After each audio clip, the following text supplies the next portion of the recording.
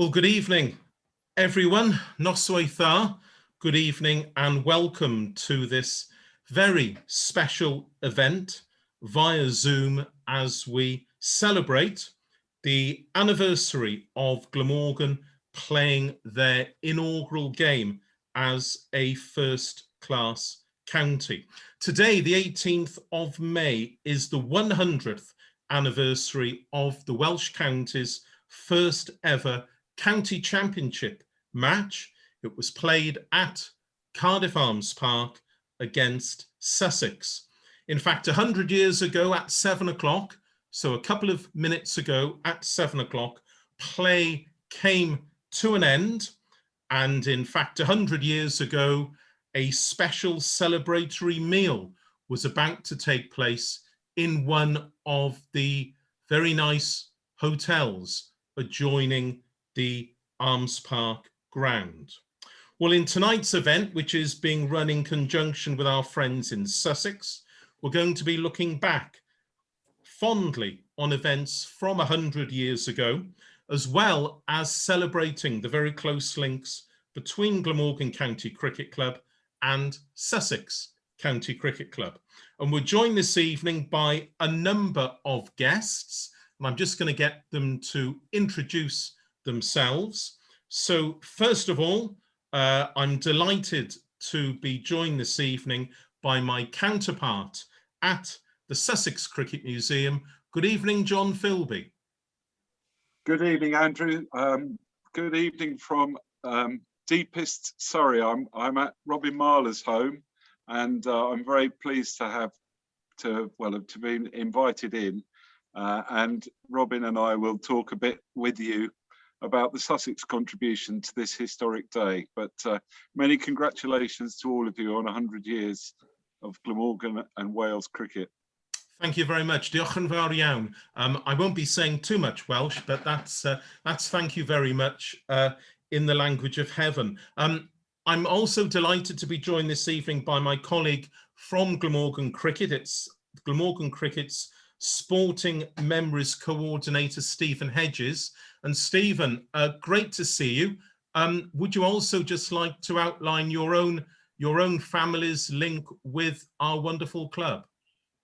Yes, my father was Bernard Hedges, who played for Glamorgan back in the 1950s and 1960s. He was a very proud player of Glamorgan and a very proud Welshman. So I'm sure wherever he is tonight, he'll be with us in one sense, celebrating this great event. I'm very pleased to be here. Thank you, Steve. And I'm delighted to say that we also have the great nephew of Jack Mercer, the former Sussex and Glamorgan bowler. So a very warm welcome, good evening to Adrian Mercer. Yes, thanks, Andrew, and hello to everybody. Yes, great honour to be on the call tonight. I was just looking outside the window, Andrew. You were talking about 100 years ago. I think dialing in from Wiltshire, where I am today, I don't think you could have replicated the weather. It's been sort of hailstones and all sorts. So I think play would have been abandoned had the match been played here. But thanks so much again for the invitation. Well, I'm glad to say it's been gloriously sunny here in Cardiff today. They say the sun shines on the great and the good. So so God, I'm sure, was looking after us on this 100th anniversary.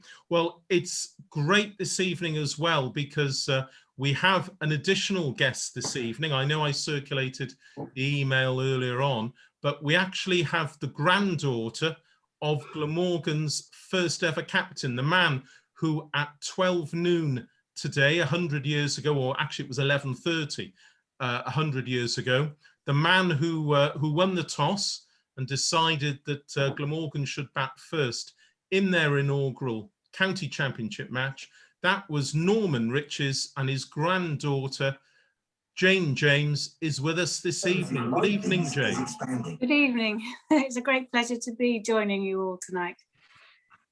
And it's lovely to see you, Jane. And I'm sure we'll be saying a little bit more about your grandfather and his unique place in this wonderful game's history a little bit later. We've also got, as John Philby said, we've also got a special guest from Sussex this evening. So it's a very warm Welsh welcome to Robin Marla, who played for Sussex from 1951 through to 1968, and during that time had many tussles with the irascible Wilf Wooler. Good evening, Robin. Hello. Lovely. How lovely.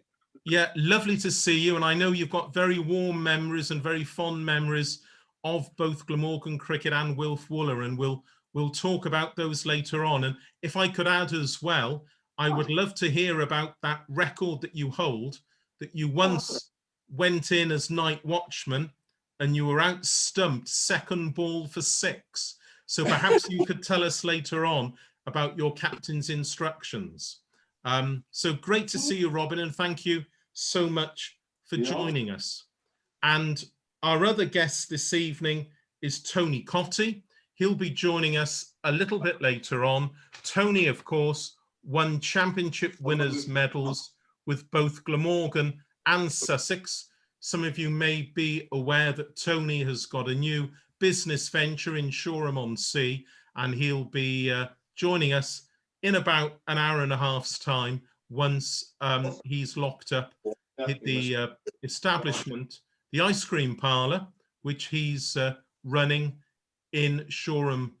And I'm sure we'll be, in fact, I do know that there was a big item of news this morning that there's a world shortage of 99s. That's the flake chocolates, not of course the 99s like Joe Root got for Yorkshire against Glamorgan over the weekend. Well, I've just got to say as well, a very warm welcome this evening to Gerard Elias, the president of Glamorgan County Cricket Club, who's joined us, and also the president of the Sussex Cricket Society and various other officials. It's great that we can link up and work together, the global family of cricket coming together.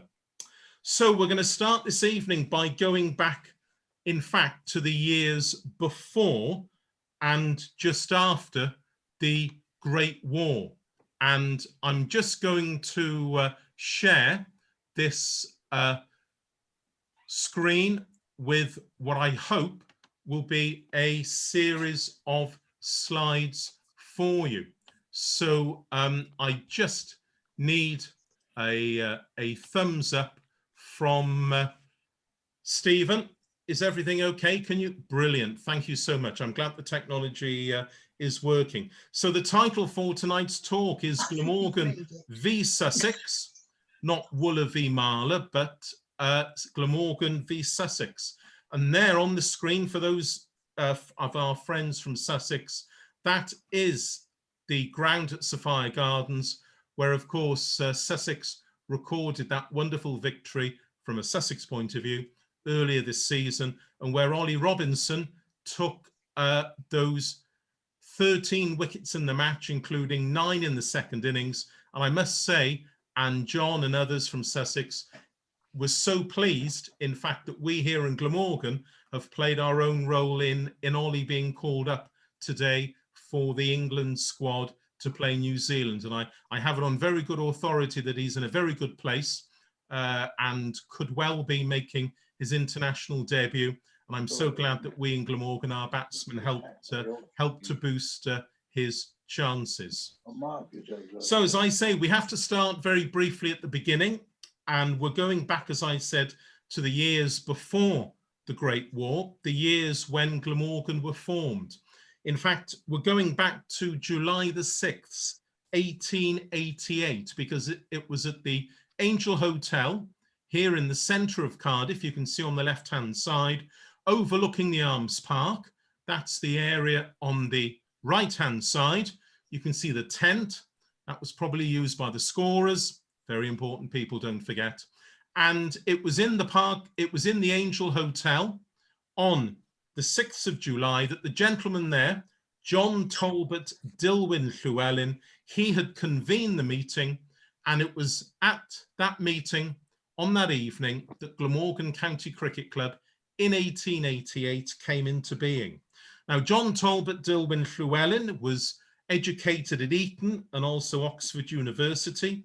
He was the Conservative MP for Swansea. He had a fine playing record. In fact, in the 1860s and 1870s, he had in fact dismissed W.G. Grace. He was the first president of the Welsh Rugby Union, an organisation that was formed in 1881. But actually, he was a cricket person, first and foremost. And he wanted a cricket team to represent Wales. And at that meeting in 1888, the motion was that a county cricket club should be formed to be Wales's representatives in the county championship. And secondly, one day to fly at a higher game and to host international cricket. Well, it wasn't until 2009 that Glamorgan County Cricket Club flew at a higher game and actually hosted the inaugural test, first test of the 2009 Ashes series at Sophia Gardens between England and Australia. But JTD Llewellyn was actually the man who made the motion that Glamorgan should be formed. And I'm delighted to say that 100 years ago, although he was looking a little bit older than in that photograph, 100 years ago, he saw his dream come true, because on May the 18th, he was in the Arms Park watching Glamorgan play their inaugural game against Sussex. Glamorgan had tasted a little bit of success during their years as a minor county. This next slide shows you the Wisden entry for the year 1900, when Glamorgan were joint winners of the Minor County Championship together with Durham and Northamptonshire. And as you can see in the print there, the honorary secretary was a man called Jack Brain, and there he is on the right-hand side, Jack Brain, who was in fact the managing director of Brain's Brewery. And Jack actually led Glamorgan's early campaign for elevation into first-class cricket. And in fact, it was Jack Brain as well who oversaw a series of improvements at the Cardiff Arms Park ground. Here's a lovely postcard from 1908 of the Cardiff Arms Park ground. There in the background is the rugby ground, where of course England would play Wales, and where in fact in 1905, in November 1905, where the Welsh rugby team beat New Zealand for the first ever time. But it's quite interesting that in fact, had historical events been different, 1905 might have actually seen Test cricket come to Cardiff. Through Jack Brain and through various other people, Glamorgan made a bid to the MCC to host the first of the Test matches in 1905 between England and Australia. They made a presentation to the MCC, also applying were Nottinghamshire. But it was Trent Bridge that won, would you believe it, ladies and gentlemen, by just one vote. And that was the casting vote of the MCC's committee chairman. So had that vote gone Cardiff's way, who knows? Maybe we would have been celebrating first-class status slightly earlier. But that was 1905. And I should say that in 1907, in 1908, and again in 1909, Glamorgan were the runners-up in the Minor County Championship. And that led to a campaign for first-class status. It was led by the gentleman in the middle of this next image. The man in the middle is the Earl of Plymouth, or to give him his full title, Lord Windsor. Nothing to do with the lovely town in Berkshire. And when I say the Earl of Plymouth, nothing at all to do with the town in South Devon. He lived on the outskirts of Cardiff, in fact, just a 6-hit away from where I'm sat now, in the delightful suburb of St Fagans, on the western outskirts of the Welsh capital city. Lord Windsor was a major landowner. Lord Windsor was also a man who had a very, very kind and very beneficial attitude towards playing sport. His sons also were keen sportsmen. You can see on the left there, Ivor Windsor-Clive, and also on the right, Archer Windsor-Clive. Now, Lord Windsor, or the Earl of Plymouth, was actually Glamorgan's president. He'd been the president from 1901, and he had kept his fingers crossed in 1905 that Glamorgan would have secured the Ashes Test. But he led the campaign which began in 1910 for Glamorgan being elevated into the first-class world. At the time, Archer there on the right-hand side was a young batsman with Eton and also a young batsman with Cambridge University. In fact, he played both cricket and tennis for Cambridge University between 1910 and 1912. Archer Windsor-Clive, in fact, was being tipped as the man who might lead Glamorgan into first-class cricket.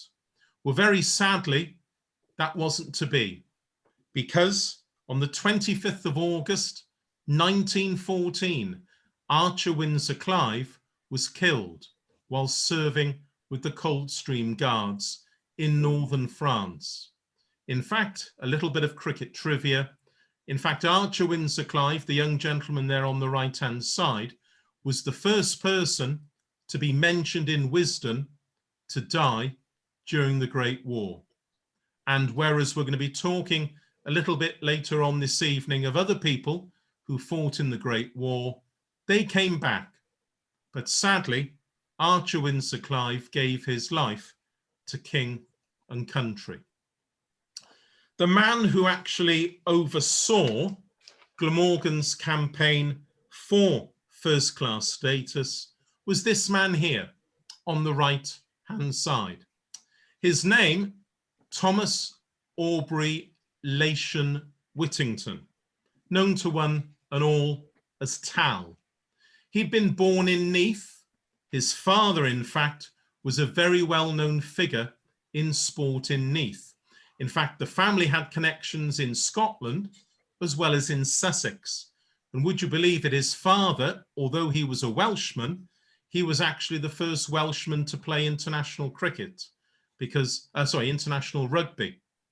In fact, his father became the first international rugby player because he went to a school in Scotland and actually played for Scotland initially before moving back to Wales. Well, Tal Whittington had been educated at Oxford University. Tal Whittington was Glamorgan's leading batsman in the Minor County Championship.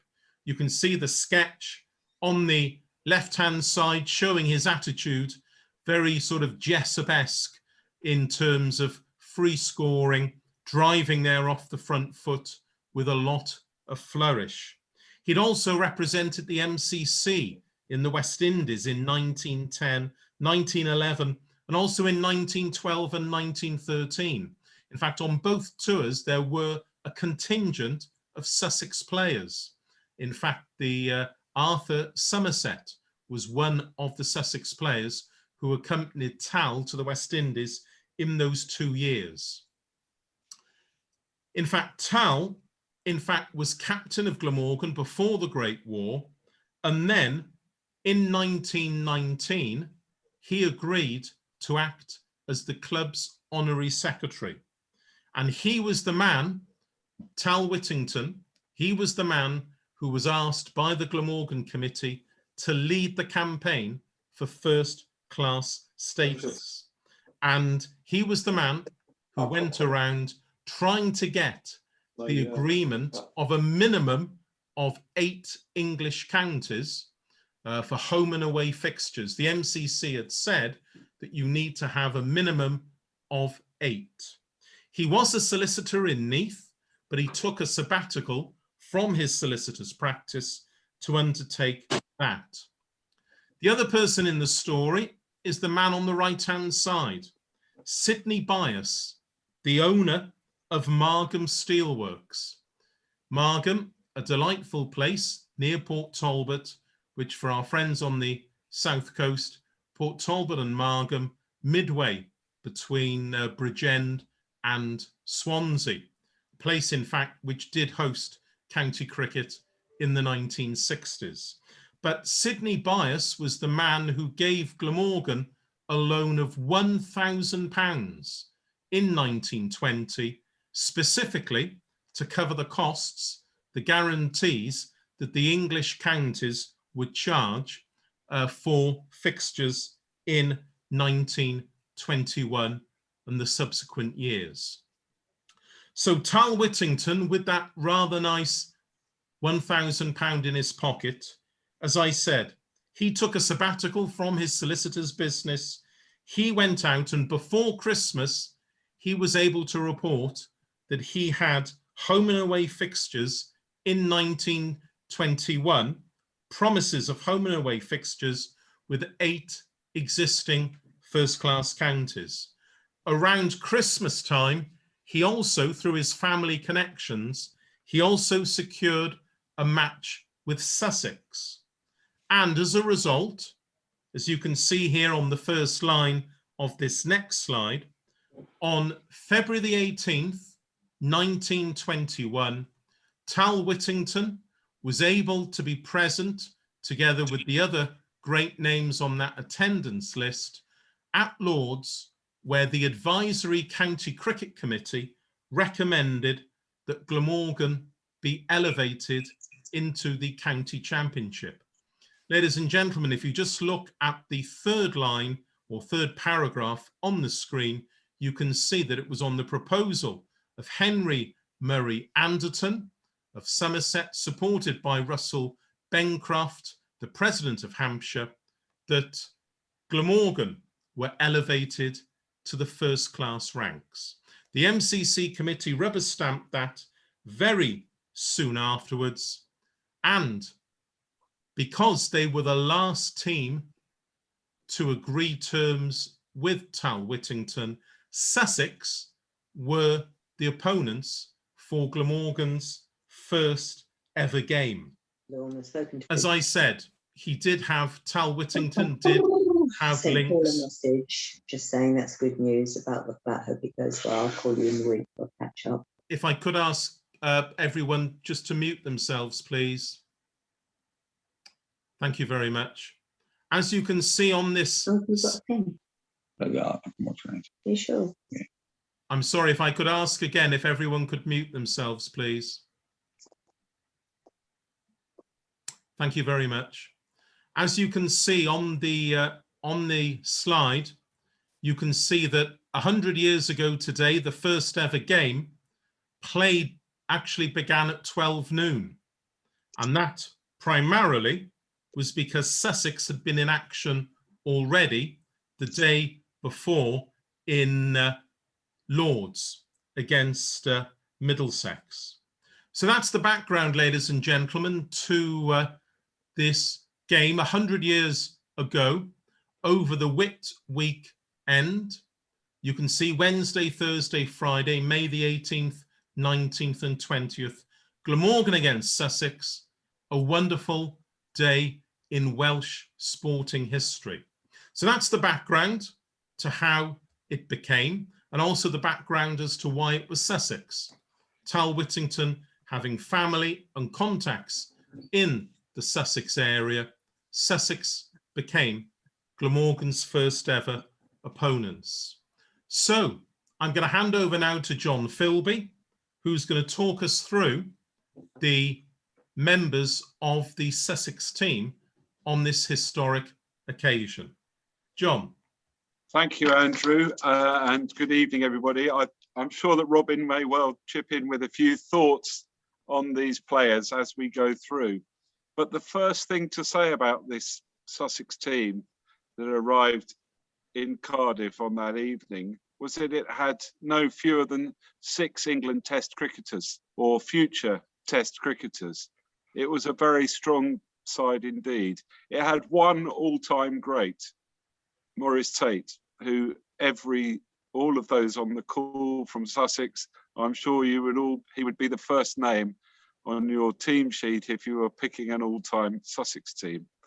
7 of the side were born in Sussex, and no fewer than 10 of them scored first-class centuries. So This was a strong team that Glamorgan were up against. It was the 4th match of the Sussex season, and as Andrew said, Sussex arrived in Cardiff on the Tuesday evening, having travelled from Lords, and were then travelling on to Leicester. And I think the point there is that in order to enable home games to be played in the summer months by the sea, in July and August by the sea, that a lot of away games were packed in the early part of the season. And so the players were on a bit of a journey.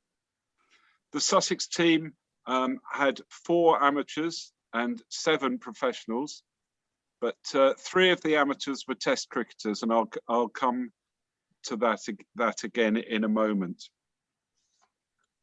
I think let's start by going through the players. The players illustrated here, we've got the Sussex captain, Arthur Gilligan.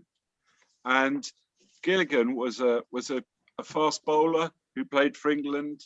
He was just at this time establishing his career. He joined Sussex from Surrey in 1920. Dulwich.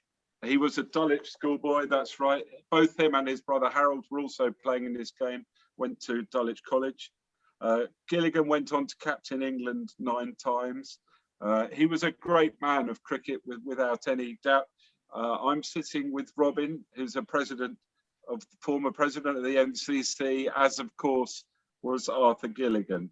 And it was nice. Thank you very much for your mention earlier, Andrew, of Ollie Robinson and his selection for England. Of course, there was a long time when Arthur Gilligan was the principal England selector, and he would have been responsible for picking those teams. So Gilligan, this was his first ever game as captain. Sussex captain wasn't available. Wilson, he was unavailable for this game. I think he was a solicitor and he had to be at work. And Gilligan took over as captain for the first time. And the thing that particularly I want to draw everybody's attention to about Gilligan was that there were 2 things that he valued particularly strongly. The first was identifying Sussex talent and bringing it through. And in this game, that would have meant the likes of Maurice Tate, who was still a young man, Ted Bowley, who'd come back from the war and needed encouragement and got encouragement from Arthur Gilligan. And then later, the Langridge brothers, who were very much nurtured by Arthur Gilligan. So Sussex, Gilligan recognised the need for Sussex to create a backbone of Sussex-born talent. And that's actually where Sussex cricket are now. We've 100 years on, that's exactly what Sussex cricket are trying to do. And we have a team, and you saw them in action on the Zoom call that a couple of weeks ago in Cardiff. And that's exactly what we're trying to do. Yeah, Robin. Can I just say 2 things about Arthur Gilligan, who was my chairman when I was. He and Maurice Tate bowled South Africa out for 36, I think, not many more, very early on. And the other thing that's important about him is that he was hit over the heart by one of the Australian fast bowlers, and he was the first major casualty in that regard. I think you better carry on. And he was a quick bowler who thereafter never bowled really fast. And that happened, I think, in the Maurice Tate and Gilligan destruction of South Africa was 1924, and the following season, 25, was when that accident happened, or 26 actually, I think, with the Australians, and he was never quite the same again. But at this time, the point about this for Glamorgan lovers is that Sussex had Tate and Gilligan coming down to Cardiff for this game. So these were some of the world's finest cricketers playing in this inaugural match. The other thing that I wanted to say about Gilligan is that he attached a huge amount of value to fielding. And he himself was a brilliant fielder. He used to field at mid-off and people could never hit the ball past him. But he was the first person really to put a huge focus onto fielding. Moving on, the chap on the left of the screen here is Harold Gilligan. He was Arthur's brother, one of two brothers that Harold had who played first-class cricket. Harold was an England captain. He played for 4 Test matches and was captain in several of them in New Zealand in 1929. He wasn't, to be truthful, he wasn't a great cricketer. He holds one fantastic record, which is in 1923, he scored 1,186 first-class runs in 70 innings. 70 innings. That's almost a career for the likes of Joe Root and others today. But 70 innings, and he averaged 17.7, which is the lowest ever batting average by a first-class cricketer scoring 1,000 runs in an English season. Harold was not a great bowler either, but he was a good and strong captain, an important part of the Sussex team through the 1920s and into the 30s, and he was captain for one season, which I think was 1930. His main achievements were actually off the cricket field.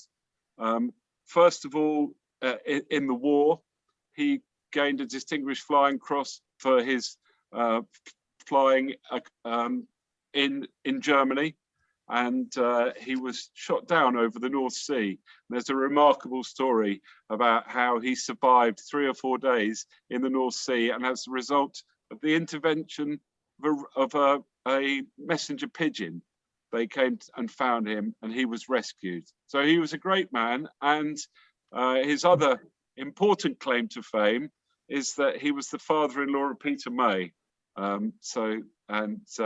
Still very much, therefore, part of the cricket family. The person on the right, everybody will recognise, this is the great Maurice Tate. His statistics very much speak for themselves.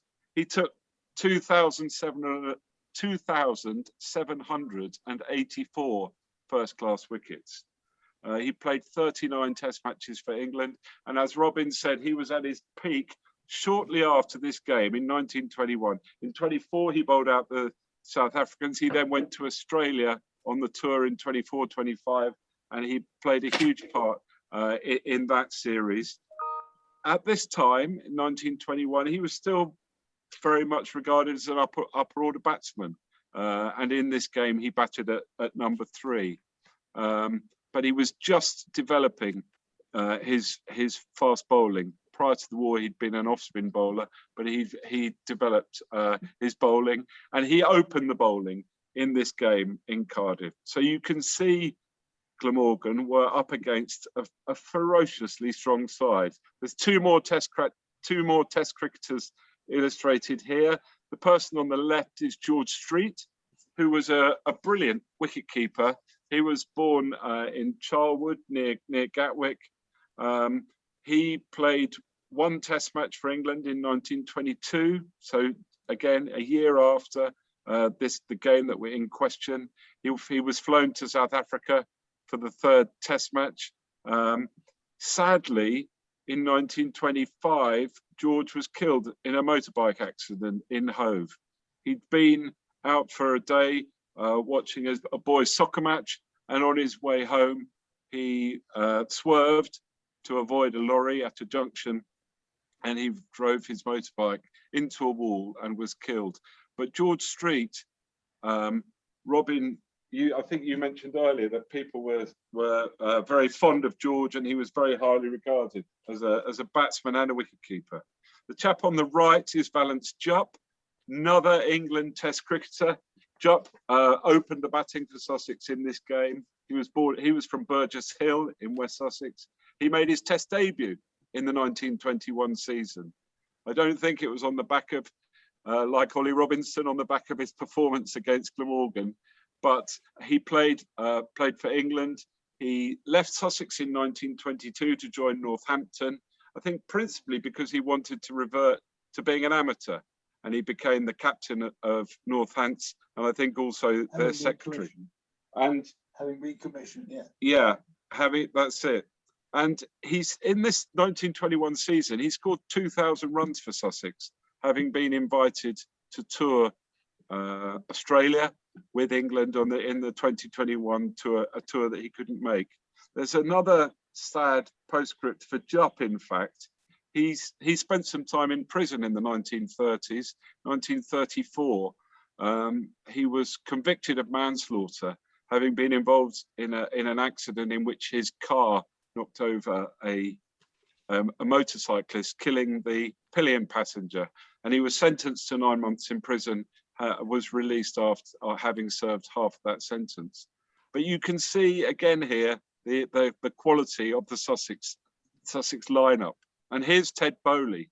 Ted's was another very high quality cricketer. He didn't really start his first class career until he was age 30 because of the war. Because of the First War, he played one season, 1913 season. But by the time he came back from the war in 1920, he was age 30, and he really got stuck into becoming a professional batsman. And in 1921, he was particularly known for big partnerships, Ted. And in the game well, you'll hear about his score later, I think, in this game. But later that season, he was involved in a partnership of 385 for the second wicket with Maurice Tate, who was, as I was saying, batting 3 that season against Northamptonshire. And then in 1933, Ted Bowley was in a partnership of 490 with John Langridge for the first wicket at Hove in 1933. And he went on to play 2 test matches for England at the age of 39 in 1930. So Bowley was another very important cricketer. The rest of the team consisted of an amateur batsman called Kenneth Higgs, who was from Haywards Heath. He played 41 matches for Sussex. A professional batsman called Don Jenner. He gloried in the first name Felix, but he wasn't known as Felix, he was known as Don. He played 28 matches. He was from Hastings, and he went on to be a professional in the north of England at Bishop Auckland. The other players in the team were George Stannard, who was a professional batsman, George Cox, who's a great man of Sussex cricket. By this time, in 1921, George Cox was 48 years old. He was a left-arm spinner. He was born in Warnham, which is a village near Horsham. He bowled left-arm spin. He took 1,843 wickets for Sussex, and remarkably, really, in 1926, 5 years after the game that we're talking about today, George was 52, and he took 17 for 106 against Warwickshire at Horsham as a 52-year-old. So that was there's some good Sussex longevity for you, Robin. Can I just emphasise that point? In 1955, his son, young George, who was a batsman, was playing in Blackpool in Lancashire, of course, and received a letter from a fan saying, "I last saw you play in 1905. It's good to see the old ones still going." I think that would have been a bit optimistic. The other thing that's, I hope this doesn't sound terribly pompous, but one of the great themes of the 20th century cricket was amateur versus professional. And Valence Jupp, who got a commission in the First World War, set a pattern which various people followed. Most notably, 2 great players, Walter Hammond and Bill Edridge. I can't emphasize, having been in some of the struggles to get rid of the status of amateur in cricket in my youth, this was a very big move. Thank you, Robin. And finally, one last player was another professional, Henry, known as Curly Roberts. He was from East Preston. He was an all-rounder. He batted number 11 for Sussex in the game in question, but he had scored a first-class century, and he was as much a batsman as he was a bowler. I think he did open the bowling in the second innings of this game. But I think hopefully there on that whistle-stop tour of the Sussex team, I hope I've created the impression that Sussex came to Cardiff intending to win, and indeed I think expecting to win. And I won't tell you what happened when the game, perhaps we'll come back to this at the very end, what happened when the match was replayed in Eastbourne later in the same season. But suffice it to say, this was a very strong Sussex team, and I hope that you can now look forward to hearing the story of the match. And finally, just from me, can I thank David Jeter, who I know is on the call, who's enabled me to sound as if I know what I'm talking about in terms of these players. So thanks very much.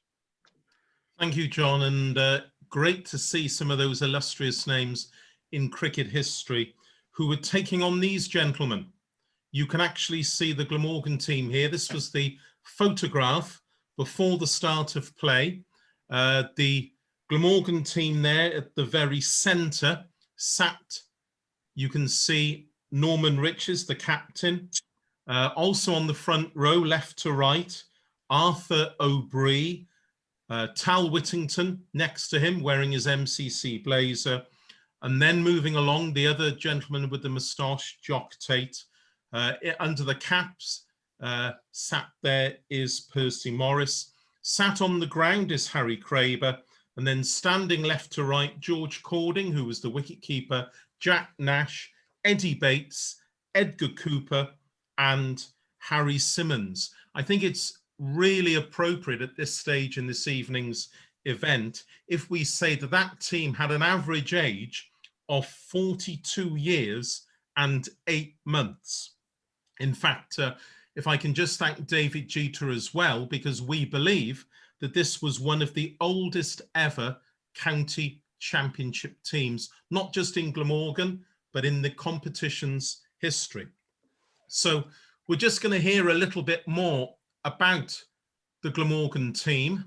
And as I said, I'm delighted that on the call this evening is the granddaughter of the gentleman there on the right-hand side, the Glamorgan captain, Norman Riches. So Jane, lovely to see you again. Could Yes. you tell us about your grandfather? Well, he came from a family, he was born and brought up in Cardiff, although he went away to boarding schools in Somerset and Abingdon in Oxfordshire. And his father was a dentist in Cardiff, and there were a number of other relatives who were also dentists.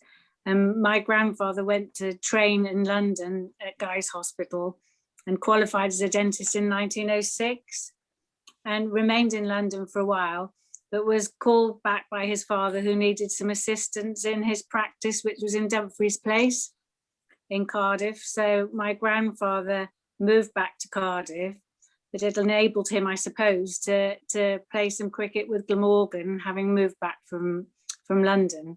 And he played with great effect, because to spare your blushes, NVH Riches in 1911, he wrote his name into the cricket record books because he became the first batsman of any minor county, not just Glamorgan, but any minor county in 1911. He was the first batsman to score over 1,000 runs in a season. I know he came close to MCC selection, but Jane, obviously he must have been very proud of his achievements of being Glamorgan's first ever captain.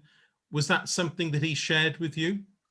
Well, it's certainly something that I was aware of right from forever, really, that he had been the first captain of Glamorgan, and I'm sure I showed off to lots of friends as a child and telling them how important this was. I don't recall him discussing his cricket all that much, but I certainly watched cricket with him and watched him umpire and was brought up with a lot of cricket generally. Indeed, and it goes without saying that Norman's son and your father, John Riches, also then played for Glamorgan after the Second World War, and was also captain of the Glamorgan second 11. NVH also maintained his link with Cardiff Cricket Club, maintained his link with Glamorgan, and in fact in 1948, when Glamorgan won the county championship, a special celebratory game was held at Cardiff Arms Park. The two umpires in that game, Jack Hobbs and NVH Riches. That was Glamorgan against an All England 11. So NVH also was around when Glamorgan moved from the Arms Park in 1966 to Sophia Gardens in 1967. So fond memories, Jane, of both the Arms Park and Sophia Gardens. Absolutely, yes, absolutely. Yeah. Well, we're so pleased to see you this evening, and I think it's only right and proper that your granddad, that you're here to remember your granddad's achievements. And I know in a few minutes' time we'll hear from my colleague Stephen Hedges about his achievements in this particular game and his unique place in being the first ever winning captain of Glamorgan. So thank you, Jane, for those lovely... Well, thank you, Andrew. My pleasure, as always. So let's have a quick look at some of the other people in the Glamorgan team who we're going to be hearing about. On the left is a man called Eddie Bates, who previously played for Yorkshire. He moved to South Wales in 1913, played for Briton Ferry and Neath, agreed to qualify to play for Glamorgan, which he did in 1914, and he carried on playing for Glamorgan until 1931 before playing for Cheshire and then coaching and playing in Northern Ireland. And in fact, Eddie Bates, the gentleman on the left, his son was Ted Bates, who had a very close association with Southampton Football Club after the Second World War. On the right is a gentleman called Percy Morris, a stalwart all-rounder with Swansea. In fact, in Glamorgan's final summer as a minor county in the year 1920, Percy Morris had taken 9 for 25 for Glamorgan against the MCC at Swansea. And it was on the basis of this that actually Percy Morris opened the bowling for Glamorgan against Sussex in 1921. We're going to hear a little bit more about the gentleman on the left in a few minutes' time. This is a man called Jock Tate. He'd been born in the Shetland Islands, hence his nickname Jock. His real name was John Robert Tate. He was actually an insurance agent, and he was working in both Cardiff as well as Swansea. He was also an amateur footballer. In fact, he won amateur caps for Wales. He also bizarrely won amateur caps for Ireland because the Irish selection committee thought that the Shetland Islands were actually part of Ireland. After the game, it was realised that he wasn't really, he shouldn't really have been chosen, and he played instead for Wales. The gentleman on the right is George Cording. He was the Cardiff Cricket Club wicketkeeper and a fine batsman. We'll hear more about his exploits in a few minutes as well. George Cording was a schoolmaster, and in the 1930s, he was the man who instigated the Welsh Secondary Schools Cricket Association. I'm pleased to say that I've heard some wonderful stories that at his school, he would actually place pennies on top of the stumps and encourage the boys to bowl at him. And if they were successful in bowling Sir and knocking one of the pennies off the stumps, that they would actually go up and collect the pennies afterwards. I've also had it been told that not many did actually bowl George Cording. The gentleman here is Arthur O'Bree. Born in India, a middle-order batsman, he'd been raised in southeast London, and in fact, before the First World War, he was a policeman, initially in London, and then he moved to South Wales to work in Port Talbot. He served during the Great War. He actually suffered from shell shock, something we're going to be talking about in a little bit more detail in a few minutes as well. Arthur O'Brien was one of the lucky ones to come back, and he joined the Welsh Regiment and was posted to Maiden Barracks. And it was that qualification that led him to play for Glamorgan against Sussex in 1921. On the left is another man called Harry Simmons, Cardiff born, the son of a famous ship owner at Cardiff Docks. In later years, he was a racing manager of the Arms Park Greyhound Racing Company.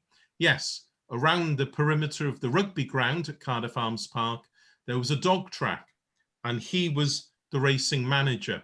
During the Great War, Harry had also served as a cyclist messenger with the Welsh Regiment in the Great War. He was a great athlete, so his job would be to jump on a bicycle and to come back with messages from the front line to Brigade HQ. On the right is the man called Edgar Cooper, one of the professionals in the Glamorgan team. Eddie Bates was another professional. Here, Edgar Cooper was the second professional. All of the other people I've spoken about were amateurs, but Edgar Cooper was a professional with Llanelli and Britain Ferry Steel, and quite a fiery, fast medium pace bowler. Another professional was this gentleman on the left with a wonderful handlebar moustache. Jimmy Edwards, eat your heart out. Harry Craber was the professional with Swansea. He was a left arm spinner. He'd actually started his career as a left arm seam bowler. He'd made his debut for Glamorgan in 1899. He'd previously played in club cricket in the Liverpool area. He went on to take over 1,230 wickets for Glamorgan in the Minor County Championship. In fact, he was one of the leading bowlers in the Minor County competition. He was also ambidextrous. In fact, he could bat both left and right-handed. And I've been told that Harry Craber, the gentleman on the left, used to sit on the balcony and toss a coin to decide whether he should bat left-handed or right-handed. I'm not sure if I should recommend that to some of the Glamorgan batsmen of the present day, but that was Harry Craber's claim to fame. Jack Nash on the right was the other professional in the Glamorgan team. He was an off-spinner who had actually made his debut in the year 1900. He made his debut, his county championship debut, 100 years ago today, at the age of 47 years and 271 days. I believe in the history of the county championship, he is one of the oldest debutants on record. As I said, 47 years and 271 days young. In later years after retiring, he finished playing for Glamorgan in the mid-1920s. He was the groundsman at Cardiff Arms Park, and he also had a brief career as a first-class umpire. So, in terms of drama, those are the dramatis personae, those are the players, those are the people who took part in this match 100 years ago today. And I'm now going to hand over to my colleague Stephen Hedges, who's going to talk through the match, as I said, that began 100 years ago today with the gentleman on the right-hand side, Norman Riches, with Glamorgan having winning the toss. They decided to bat, and as they walked out from the Arms Park Pavilion, in fact, to commence the match on the rugby field at the Arms Park, as you saw in that lovely postcard earlier on, the band of the Royal Welsh Fusiliers were there, and as Tal Whittington on the left and NVH Riches on the right walked out to open the batting, the band of the Royal Welsh Fusiliers played Men of Harlech. I know today we had news about the music that's going to be accompanying the 100 in the coming months. Well, music at cricket is not new, because in 1921, as I said, we had the Men of Harlech playing as NVH Riches and Tal Whittington walked out to open the batting. So I'll now hand over to my colleague Stephen to talk us through events in the match. Okay, I want you to imagine now that it is 100 years ago and you have no opportunity to be at the game, but you've got some of the local and national press spread out in front of you. So using some of those reports, we've tried to recreate the days of the match. Day one. Under the headline Glamorganshire Cricket, debut as a first-class county, the Western Mail on the 18th of May 1921 noted that the game, to be played beginning at noon at Cardiff Arms Park, would be against one of the stronger county sides in Sussex. Nowhere in the country is there greater appreciation of high-class sports like in South Wales. Everything possible has been done to provide comfort to the public, and it is hoped attendance would befit the occasion. Ladies were specially invited, and it was stated that the Sussex players will be charmed by seeing such a delightful county ground in the heart of a city. Following conventions of the age, when the amateur was referred to by his initials and title, whereas the professional surnames only were used, the side to take on Glamorgan was outlined. VWC Jupp, A.E. Gilligan, A.H. Gilligan, K.A. Higgs, Cox, Tate, Bowley, Street, Stannard, Roberts, and Jenner. It was regretted that the Glamorgan side would be without Stan Hacker, the fast medium pace man who is now in the last few years of his career. He was due to be replaced by Edgar Cooper. Praise was given to the batting of both Tal Whittington and the captain Norman Riches. And the Glamorgan team, again following convention, was outlined as follows: Norman Riches, T.A.L. Whittington, Percy Morris, H.G. Simmons, Colonel O'Bree, J.R. Tate, G.E. Cording, with Nash, Craber, Cooper, and Bates. Albert Nash, professional player and groundsman, had prepared the wicket. The Western Mail on the 19th of May reported the beginning of the day in the following way. The match marked the beginning of a new epoch in cricket in South Wales, so far as the eternal summer pastime is concerned, and those of us who've been building castles in the air for the last quarter of a century were very happy indeed. Playing on a perfect wicket, nothing could have been more encouraging than to hear the strains of the Men of Harlech, played by a magnificent band of 72 instrumentalists from the Welsh depot, as Norman Riches and Tal Whittington walked to the wicket. Next, we have the verbatim report taken from the Birmingham Daily Gazette, also on Thursday, the 19th of May, under the byline of Bright and Dull Periods at Cardiff. Glamorgan's debut in first-class cricket could not have been made under more conspicuous circumstances, the weather at Cardiff being brilliantly fine and the wicket in perfect condition.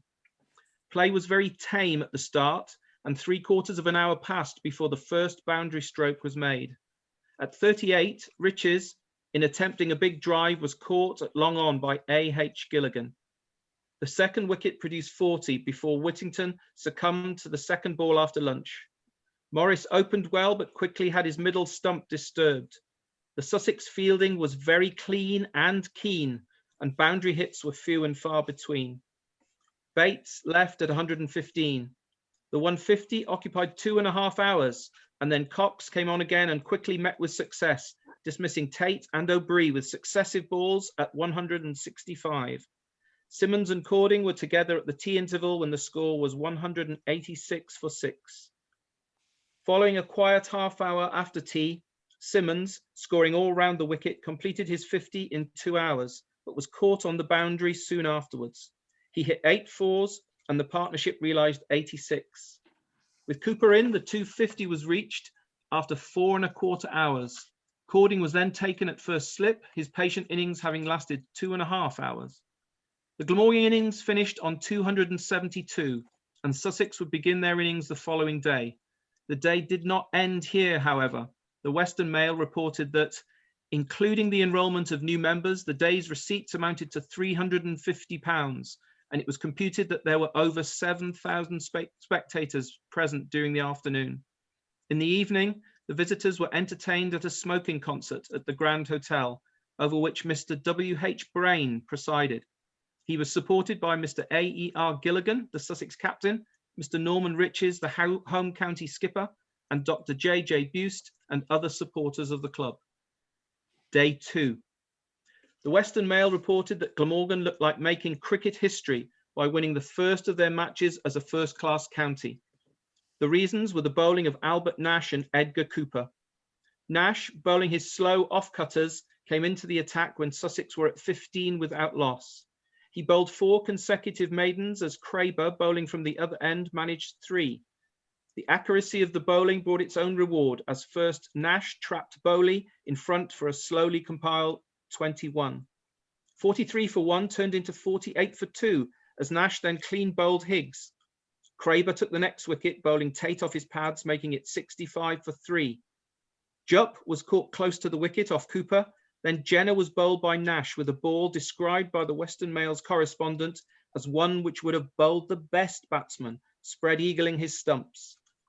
The Sussex skipper, A.E.R. Gilligan, was clean bowled by Cooper, bringing the Sussex score to 83 for 6 at lunch. Nash and Cooper took 4 wickets apiece, as Sussex were dismissed for a below par score of 152. Referred to in the report as the Professor, Nash kept a nagging good length and line. Cooper, a good league cricketer just like Nash, only made 4 appearances for Glamorgan, this being the first, but had the creditable figures of 4 for 61. With a first innings lead of 120, Glamorgan looked to pile on the runs quickly in order to give the maximum amount of time to bowl out Sussex again. The crowd, numbering again between 6,000 and 7,000, watched as Whittington and Riches opened the batting. Wickets fell regularly, but with luck, Tate was dropped 3 times. There was a lot for the supporters to cheer. The Western Mail saw it this way. The most attractive feature of Thursday's play was the brilliant batting of J.R. Tate of Swansea. It is true that he had more or less a charmed life while he was at the wicket, but it is equally true that he was courageous and enterprising. The 150 and 200 were both brought up, and at the close, Tate was just a boundary short of what would have been a fantastic, though not faultless, 100. Day 3. On the last day, the Gloucester Citizen reported that the match restarted in fine weather. Tate was out without adding further to the Glamorgan score, so he was out for 96, and Sussex was set 334 to win. After early inroads into the Sussex batting, Ted Bowley and Fred Jenner put on 166 for the 4th wicket. According to the Citizen, Bowley scored confidently and rapidly all round the wicket. Bowley, the only centurion in the match, hit 19 fours on the way to his 146. When Jenner was out to a brilliant catch in the deep, Sussex were 225 for 4, and Bowley followed, bowled by Nash. Sussex now needed less than 100 for victory. 2 wickets fell quickly, after that leaving the visitors needing 76 runs with only 3 wickets left. Last man out was Henry Roberts, caught by Percy Morris off the bowling of veteran Harry Craber. Sussex were all out, just 23 runs short of the total posted by Glamorgan. So Glamorgan had won. The crowd, again between 7,000 and 8,000, spilled onto the pitch as the winning wicket was taken, described in the words of the Western Mail correspondent as a wild stampede. Gathering outside the pavilion, speeches were called for. Norman Riches, Glamorgan's captain, thanked everyone for their support and stated that the team would always do its best to play the game to the best of their ability. A.E.R. Gilligan, for his part, said that Sussex did not mind being beaten one bit and remarked to a reporter that Glamorgan seemed to be a good all-round side. The Birmingham Daily Gazette called it a meritorious win, as did the Scotsman. The Times was not sure, striking a rather oxymoronic note saying that Glamorgan had made a sufficiently remarkable debut in first-class cricket. In its article, the Western Mail praised everyone associated with the club, including Captain Norman Riches, Tal Whittington, previous Secretary W.G. Bowden, and the current one, Mr. Arthur Gibson. It highlighted Ted Bowley's 146 in the final innings as the outstanding contribution, to a match that was often in the balance. The luck afforded Bowley and Tate on the previous day was recorded as contributing to that glorious uncertainty of the game of cricket. Spreading the icing onto the cake, it recorded that with new membership subscriptions and the gate money, the new first-class county coffers were better off to the tune of £1,000. As if to underline the fact that the county had now entered new times, the Western Mail's final sentence reported that Mr. C.H. Wade, the Cardiff shipowner, had intimated his willingness to present the club with a clock to be placed on the front balcony of the pavilion.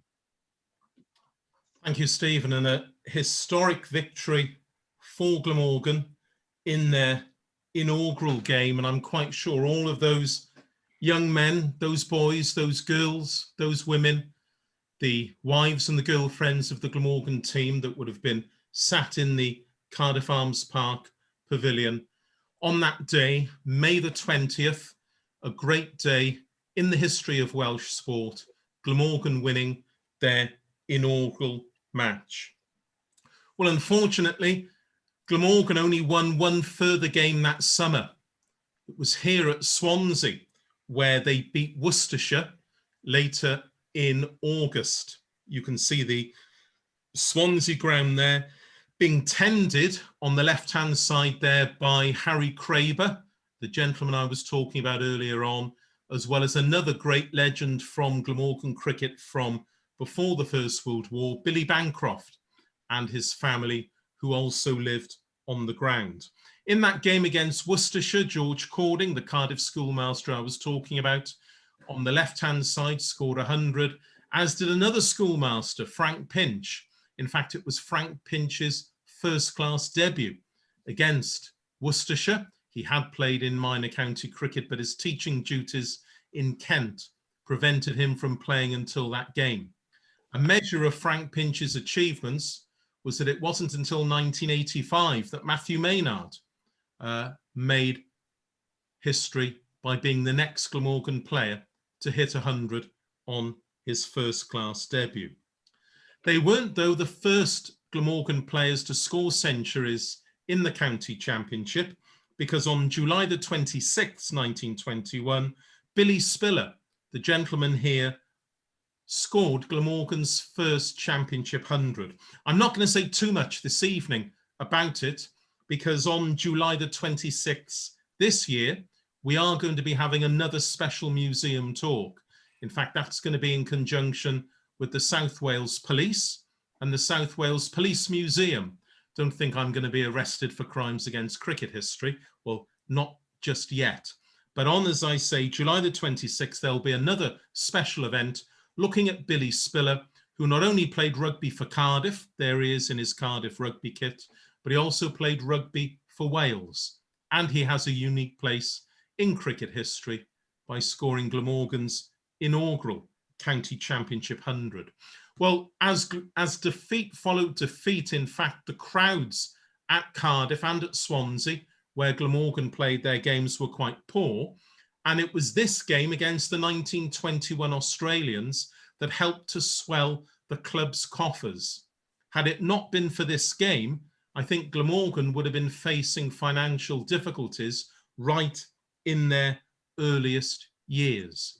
And as so often in Glamorgan's history, the games against the touring teams helped to swell the coffers and to allow the club to play more and more professionals. As you heard me say a few minutes ago, only 4 professionals in that first ever game, but boy oh boy, did the Welsh amateurs do their bit. Well, what we're going to do now in the second half of this evening's talk is we're going to explore the relationship between Glamorgan and Sussex. As I said, Sussex have a very special place in Glamorgan's history as their first ever opponents.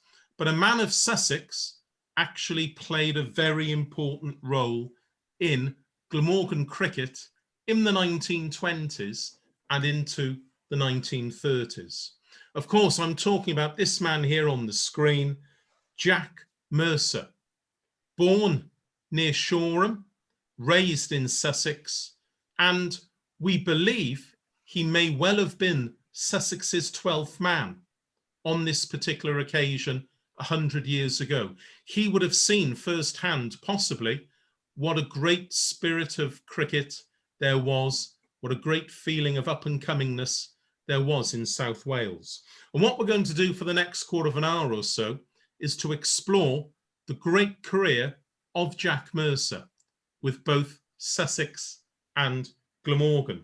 So I'm delighted to welcome now his great nephew, Adrian Mercer. Good evening, Adrian. How nice to see you again. Oh, hello again, Andrew. Welcome to everybody. Great pleasure to be on the call.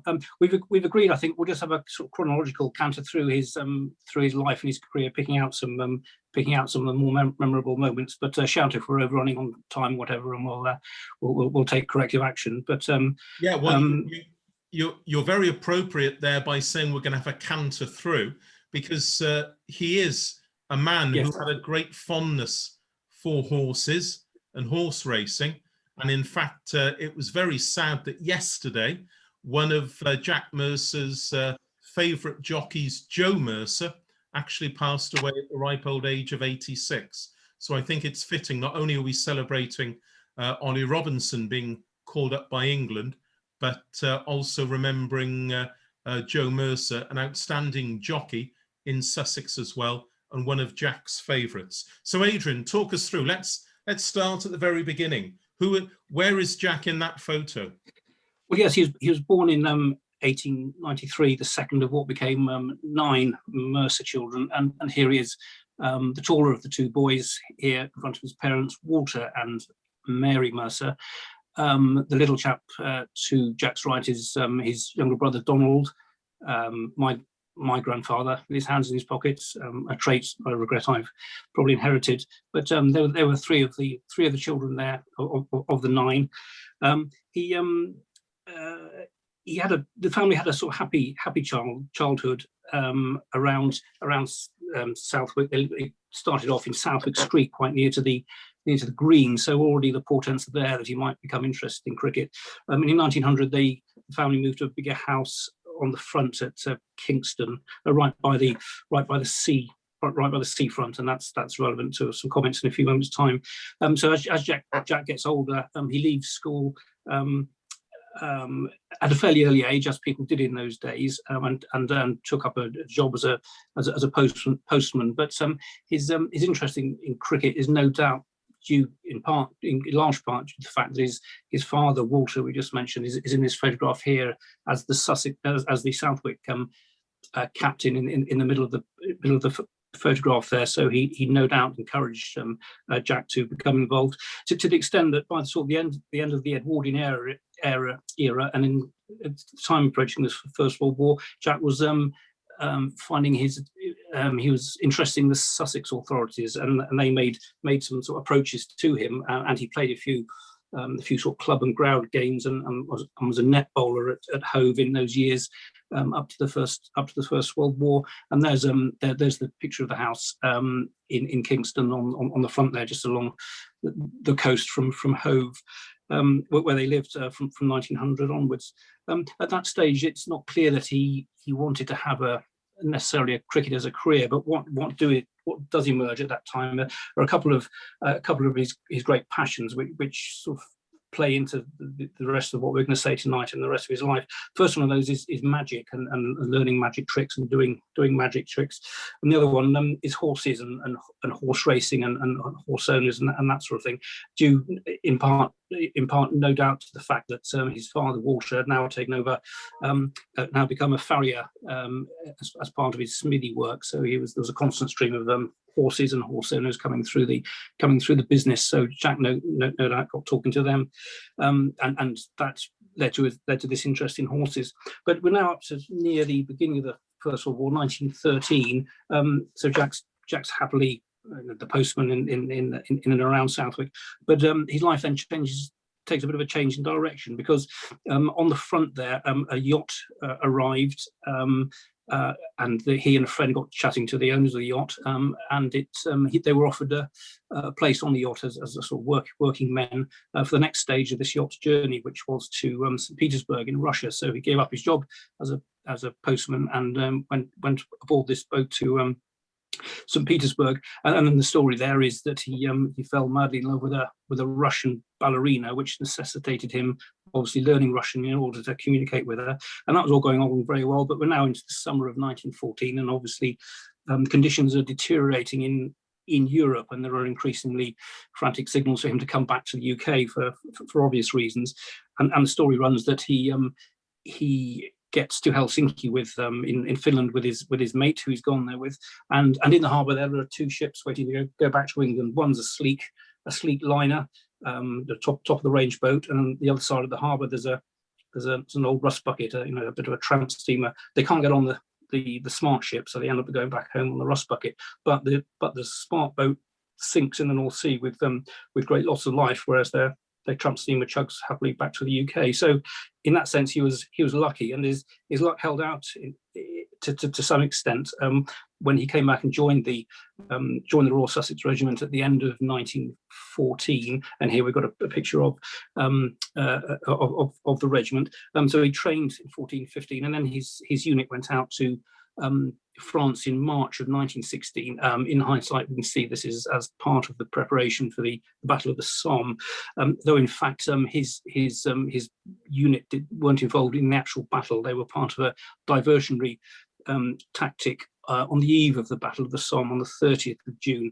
And as is the way of the sort of battles of that period, they made some ground, but were then forced to retreat, and apparently in that retreat a German shell landed quite close to Jack, killing the soldier next to him, and it threw Jack into a shell hole. He took some shrapnel in the side, lost all his hearing in one ear, inhaled a lot of shell gases, and really was sort of close to the end. But luckily he was sort of fished out of this shell hole by some Tommies as the flow of the battle moved back the other way, just at the point he was going to be in real difficulties, and he was invalided back to England. But we were talking earlier, weren't we, Andrew, about cricket being a great tonic for him as he was recovering from these ordeals in the latter part of the war.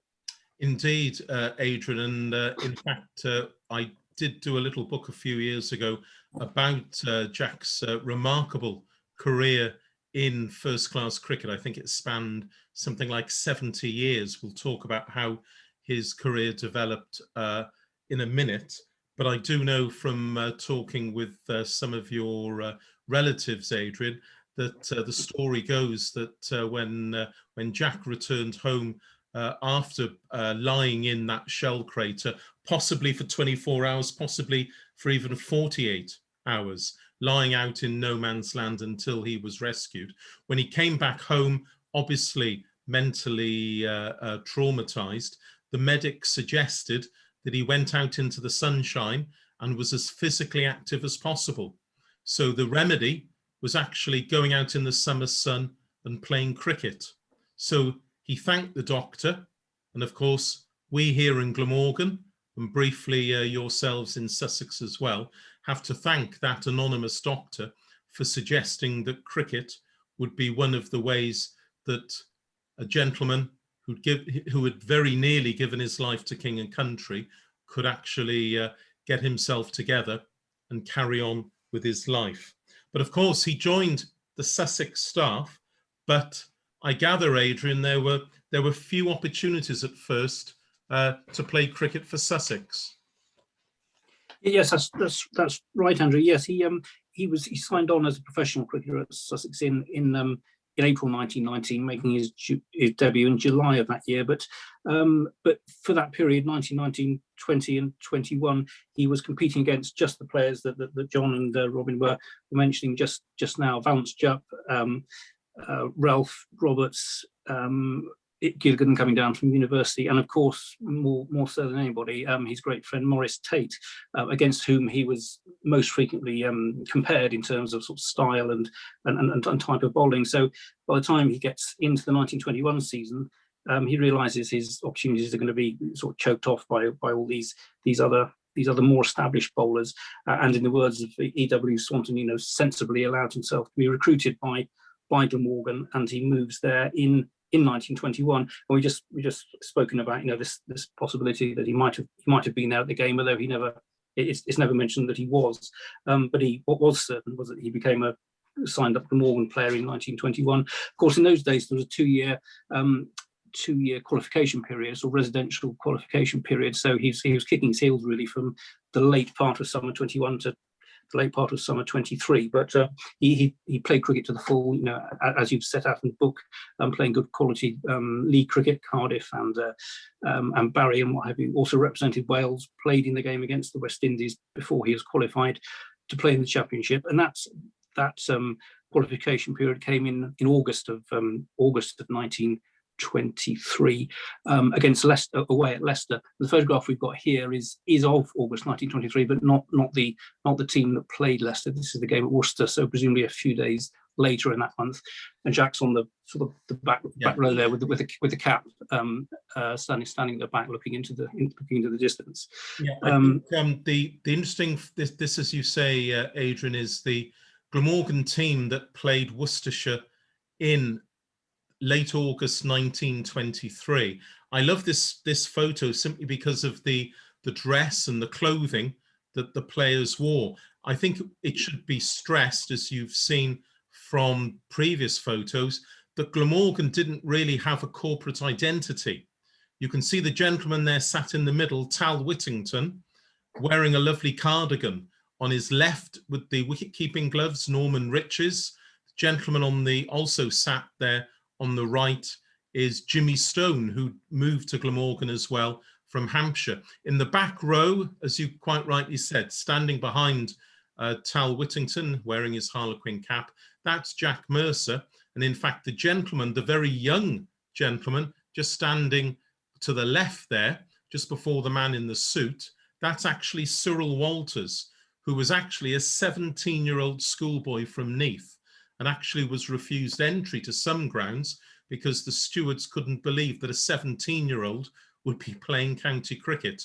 As I said earlier on, with Glamorgan having a team with the average age of over 40, they were keen to blood fresh young talent. I'm just going to dwell for a minute, if I may, though, on Tal Whittington, because this photo, the gentleman there in the cardigan in the front row, this was Tal Whittington's final ever game of county cricket in 1923. We talked about Glamorgan having a fairy tale start and then going on. And of course, we talked about Glamorgan winning the championship in 1948 and later 1969. And again, we'll have Tony Cotty on the call a little bit later, celebrating 1997. But for Tal Whittington, I'm afraid, things had turned very sour. By this time in 1923, his solicitor's practice, he had become bankrupt. He was in debt to the tune of £15,000, which of course, in modern parlance, would be a six-figure sum or more. He left South Wales. He actually moved to Sussex and became a housemaster at Lancing College. And he later also taught in Cornwall. Well, very sadly, in 1944, Tal Whittington was diagnosed with throat cancer. And in August 1944, he was in London undergoing an operation, hopefully to remove a cancerous mass in his throat. There was a problem during the operation. It was the time in 1944 when the Dougal bugs were flying over London. And I'm afraid to say, ladies and gentlemen, that there was a problem in the operation and Tal Whittington did not recover. So the man who made Glamorgan and helped Glamorgan become a first-class county, sadly, was not alive to see in 1948 Glamorgan become county champions. But let's not dwell too much on the unfortunate Tal Whittington. Let's return to Jack Mercer and let's hear a little bit more, Adrian, about his outstanding career. Yes, thanks, Andrew. Yeah, so following that photograph of 1923, 1924 was a bit of a difficult season for him by all accounts, a sort of step up into a much much more difficult level of cricket. But as was his way, he went out of his way to learn from the other professionals and sort of bowling tips, and learnt around this time to bowl the off cutter and the leg cutter to add to his already well used slower ball. So he's beginning to become more an all round cricketer. And in 1925, he really becomes a much stronger player, much more useful player for Glamorgan. 105 wickets, his the first of a number of 100-wicket hauls he takes for Glamorgan. So, but I think moving then into the sort of middle of the 1920s, I think 1926 really is his coming of age season. In pure statistics, he takes 136 wickets at 16 apiece, 12 5-wicket hauls, and he's second in the first-class bowling averages that year. So a real breakthrough season for Jack, and I think it's probably his best season. And as a result of that, Glamorgan's position improved from sort of being bottom the previous season up to eighth. And one of the highlights, I guess, of that particular year was the visit of the Australians. And I just sort of looked up out of interest how Glamorgan fared against the Australians, and Jack took 5 wickets in that match, including that of Big Bill Woodfall. So he's now into the real top class cricket.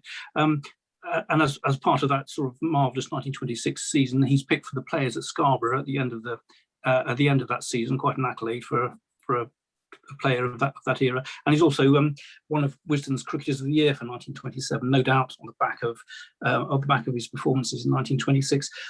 Interestingly, the other 4 of those 5 are Woodfall, who he bowled out in that game at Swansea, Bert Oldfield, the Australian wicketkeeper, George Geary, well-established England all-rounder, and Harold Larwood, who of course needs no introduction. So quite auspicious company in terms of those Wisden Cricketers of the Year. And that wonderful year was capped off really by his selection for a tour that winter. But his notification, Andrew, came around in slightly odd circumstances, I think. Yeah, you're quite right, Adrian, because as we said, Jack, a man who loved horse racing, the story goes that he'd heard of his selection for the MCC winter tour to India and the Far East whilst attending the races at Longchamp in Paris. And the MCC party were already in India. Here's the next slide. You can see Jack standing in the middle row. If you see the gentleman in the middle with the stripy blazer and the pads on, and you can see Jack standing behind, and he was called up for that particular game. And on the back of that, I do believe that there were rumours in the press that he might actually return to Sussex, that he said, no, I'm enjoying my cricket so much with Glamorgan, I want to stay in South Wales. And we were really, really grateful, because in this photo we saw a minute ago, the one on the left-hand side, one of the greatest games in Glamorgan's history in 1927 against Nottinghamshire. Nottinghamshire had arrived at Swansea. All they needed to do was to beat Glamorgan to clinch the county title. Glamorgan hadn't won a game that year in 1927, so it looked an absolute dead cert in racing parlance. But Jack Mercer on the left, and you can see on the right Frank Ryan, the left arm spinner. They bowled Nottinghamshire out. They defeated Notts, and there are stories of the Nottinghamshire number 11 sat on the pavilion steps at Swansea with tears running down his cheeks as he realised the dream of the county title going to Trent Bridge disappearing. Well, Jack Mercer's bowling skills, as Adrian said, developed considerably during the 1930s, and the photo there on the right-hand side is the only known photo of Jack in bowling action. He did start off bowling seam, and then he switched to cutters, and there were many instances of him bowling throughout an innings. But in 1936, appropriately his benefit year, Jack Mercer became the one and still the only Glamorgan bowler to take all 10 wickets in an innings. It was achieved at New Road in Worcester in 1936, with Jack taking 10 for 51. Bowling at the other end was Emrys Davis, the great Glamorgan all-rounder. And I gather that there were instructions from Maurice Turnbull, the great Glamorgan captain, instructions to Emrys not to get the batsman out, to bowl wide of the stumps, and if anyone hit the ball in the air, the fielders should drop it so that Jack could carry on bowling and get the 10th wicket.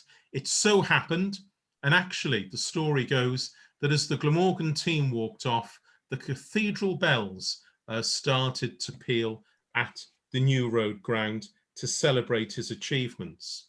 But Jack wasn't only a fantastic bowler, he was also a man who could be a very, very robust hitter, a tail end, I suppose slogger would be too hard a word.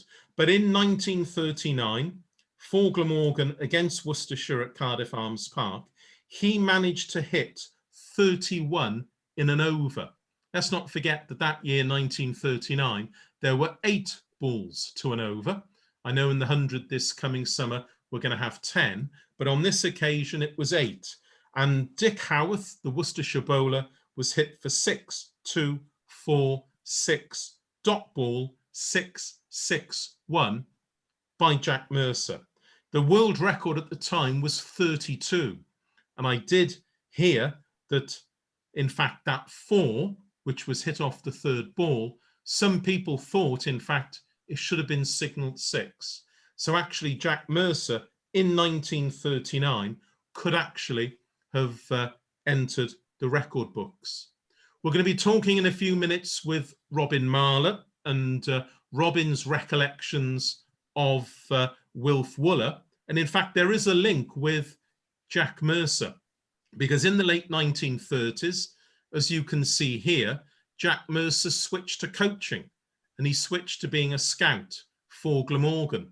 And it was on Jack Mercer's recommendation in 1938 that Wilf Wooler, then a young all-rounder playing club cricket, having graduated from Cambridge University, in 1938, Jack Mercer recommended Wilf Wooler to Maurice Turnbull.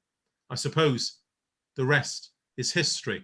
And in fact, I'm sure Wilf Wooler is still running Glamorgan County Cricket Club. He's still upstairs, I'm quite sure, looking down on Hugh Morris, our chief executive, and telling Hugh what to do.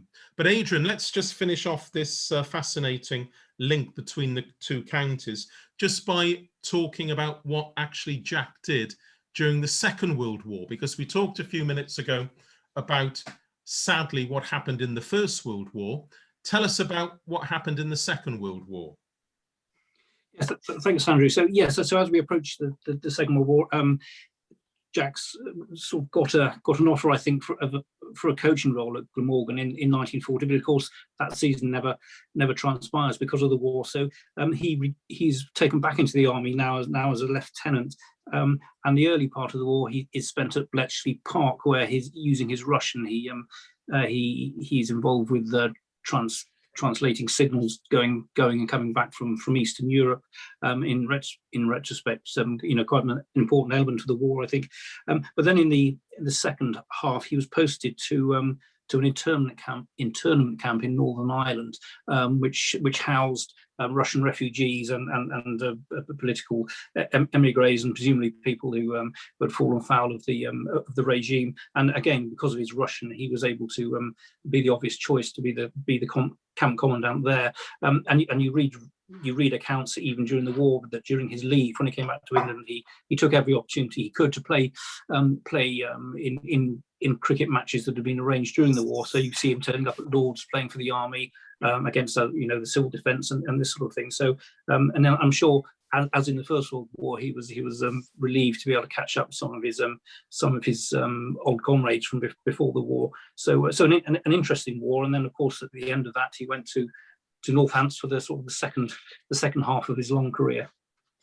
Yeah, and he initially went to Northants as a coach. I know that he did actually play his final first-class match for Northamptonshire against Hampshire in 1947.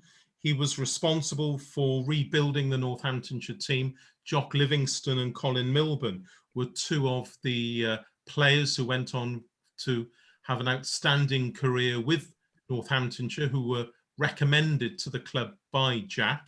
And also Jack spent his winters in Jamaica, and there on the left-hand side, a great left-arm spin bowler with Sussex, Alf Valentine, one of, great left-arm spinner with the West Indies, I should say.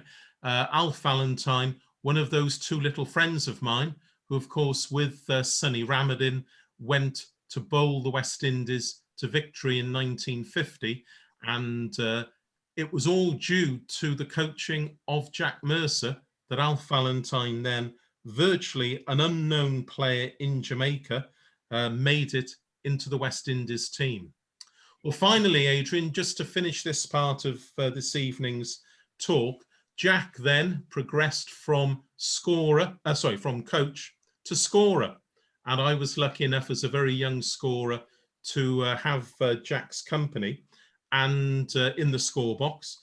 But I know, Adrian, that you did speak to your great uncle, and let's just finish this part of the talk with your reminiscences of talking with Jack Mercer as an old man.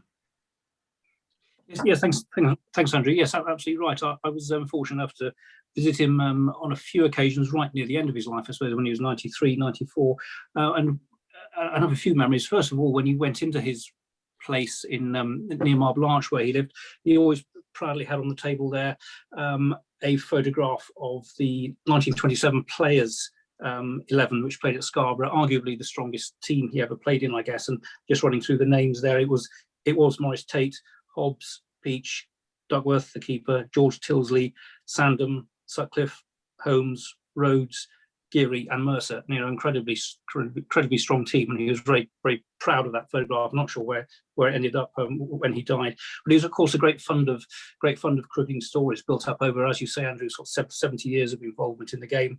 A number of which are no doubt recorded for future reference. But the one that I'm reminded of, and probably appropriate for tonight's audience, was one that he gleefully told me about, the contretemps with Percy Fender, who started off as a Sussex player, of course, but ended up at Surrey. And in this match, it was the end of the over, I think, and some of the Glamorgan players were talking in Welsh across the wicket while Fender was sort of prodding the wicket, and Fender, I think, was a bit of a sort of prickly character, and he took umbrage at this Welsh being spoken, and he, in no uncertain terms, said, "Oh, what's all this double Dutch? Well, I'm glad I don't have to speak all this Greek or whatever." You know, something very disparaging. And by all accounts, the Glamorgan boys turned around and gave him a broadside back for his interest. Now, whether Jack was part of that, I don't know. I sometimes somehow doubt it. I don't think he would be into giving Fender broadsides, or even if he understood Welsh. But he had a chuckle when he told me that.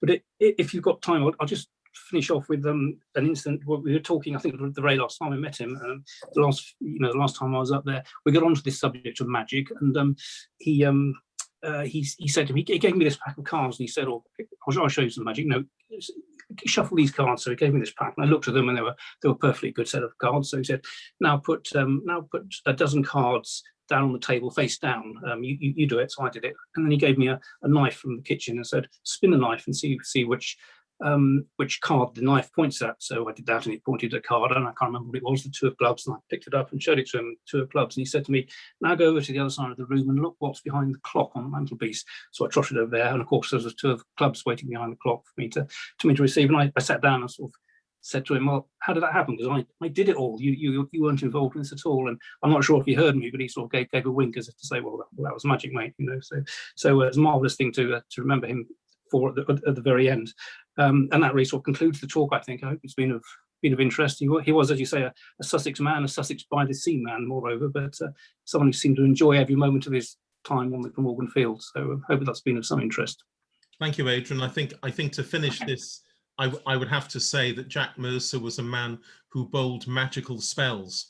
And I do know that in the score boxes and the press boxes around the country, when he was scorer for Northants, he entertained the press with some of his magic tricks. And I do remember as a young scorer, 1978, I scored for Glamorgan against Northants. Jack was there, and I can remember he turned to me and he said, "Young man, everything's approximate." It's a line that I have used, in fact, on many occasions as Glamorgan's scorer in more recent times. Well, thank you, Adrian, for that lovely evocative spin through the life and times of Jack Mercer, a great, great bowler and a man who took over 1,500 first-class wickets for Glamorgan, and a man who, as I said, had luck on his side. We heard there that coming back from Russia, he could have gone to meet the great Almighty, and even lying in that shell hole in the Battle of the Somme.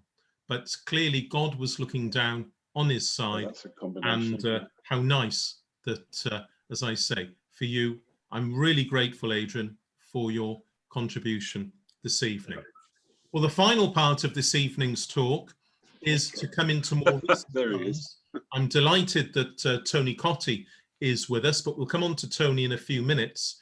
But we're going to talk now, or rather John Philby is going to talk with Robin Marla. There is Robin in his pomp, on the left-hand photo there as a bowler, and on the right-hand photo, the Glamorgan contingent on this evening's talk will recognise that as Hove, or maybe I should be saying, John, Sussex by the sea. So we're now going to move into more recent times, and I'm really looking forward to hearing Robin's memories of the great Glamorgan captain and leader, Wilf Wooler, and also I'm looking forward as well to hearing about that infamous match between Glamorgan and Sussex in 1956, when Glamorgan seemed to bat throughout the game. So, John, I'll stop the slides. It's over now to you and to Robin. Thank you very much, Andrew. Before we start talking with Robin about his experiences of playing cricket against Glamorgan and Wilf Wooler in particular, we've got a question for you. Well, Robin's got a question for you. Andrew, could you enlighten me on something? Many years ago, I bought of all places, Dunedin in New Zealand, a sort of roll-up thing with a wooden frame with all the county badges. And in those days, the Glamorgan cap appears to have been green with a Welsh dragon. Yeah, in fact, Glamorgan's colours in their first year were exactly as you said, a green cap with a red dragon on it. And it was only in 1927, through the influence of Maurice Turnbull, and I know there are members of the Turnbull family in this evening's talk, and it's really great that they're with us. And it was the instigation of Maurice Turnbull, plus his great friend Johnny Clay, who also played for England in 1935 and was the man who helped to bowl Glamorgan to their first ever championship victory in 1948. It was through their involvement that we changed our emblem to the Welsh daffodil, and obviously the golden flower of Wales led to some golden years in our memories. But you are quite right that in our very first year, in that game against Sussex, the Glamorgan players would have been wearing green caps with a red dragon. And in fact, believe it or not, you would win your county cap back then if you played 6 consecutive matches. So by the middle of 1921, quite a few people would have been capped. So thank you, Robin, for that reminder. But let's hear your memories, John. Oh, no, I want to know a bit more. Idiot boy question. Why did those eminent, lovely captains of Wales want to change it? Well, it was felt primarily that the Welsh rugby team also had a dragon, and Glamorgan's attendances had dipped in the 1920s and it dipped again in the 1930s. And there was a bid for Glamorgan to establish their own unique identity. And that's why the flower of Wales, the daffodil, became the emblem. And that's why so many times when you locked horns with Wilf Wooler, he was standing there in front of you with a cable knit sweater with a flower on it, rather than a dragon. Okay, another idiot boy question. Who decided that the daffodil was the flower of Wales? I thought Wordsworth had something to do with that. I don't know, but it was chosen as the flower of Wales, with the leek as well being the other emblem. But I'm sure we're very grateful that we didn't have a leek on our sweater, and we had instead the daffodil. So over to you, John. Thank you, Andrew.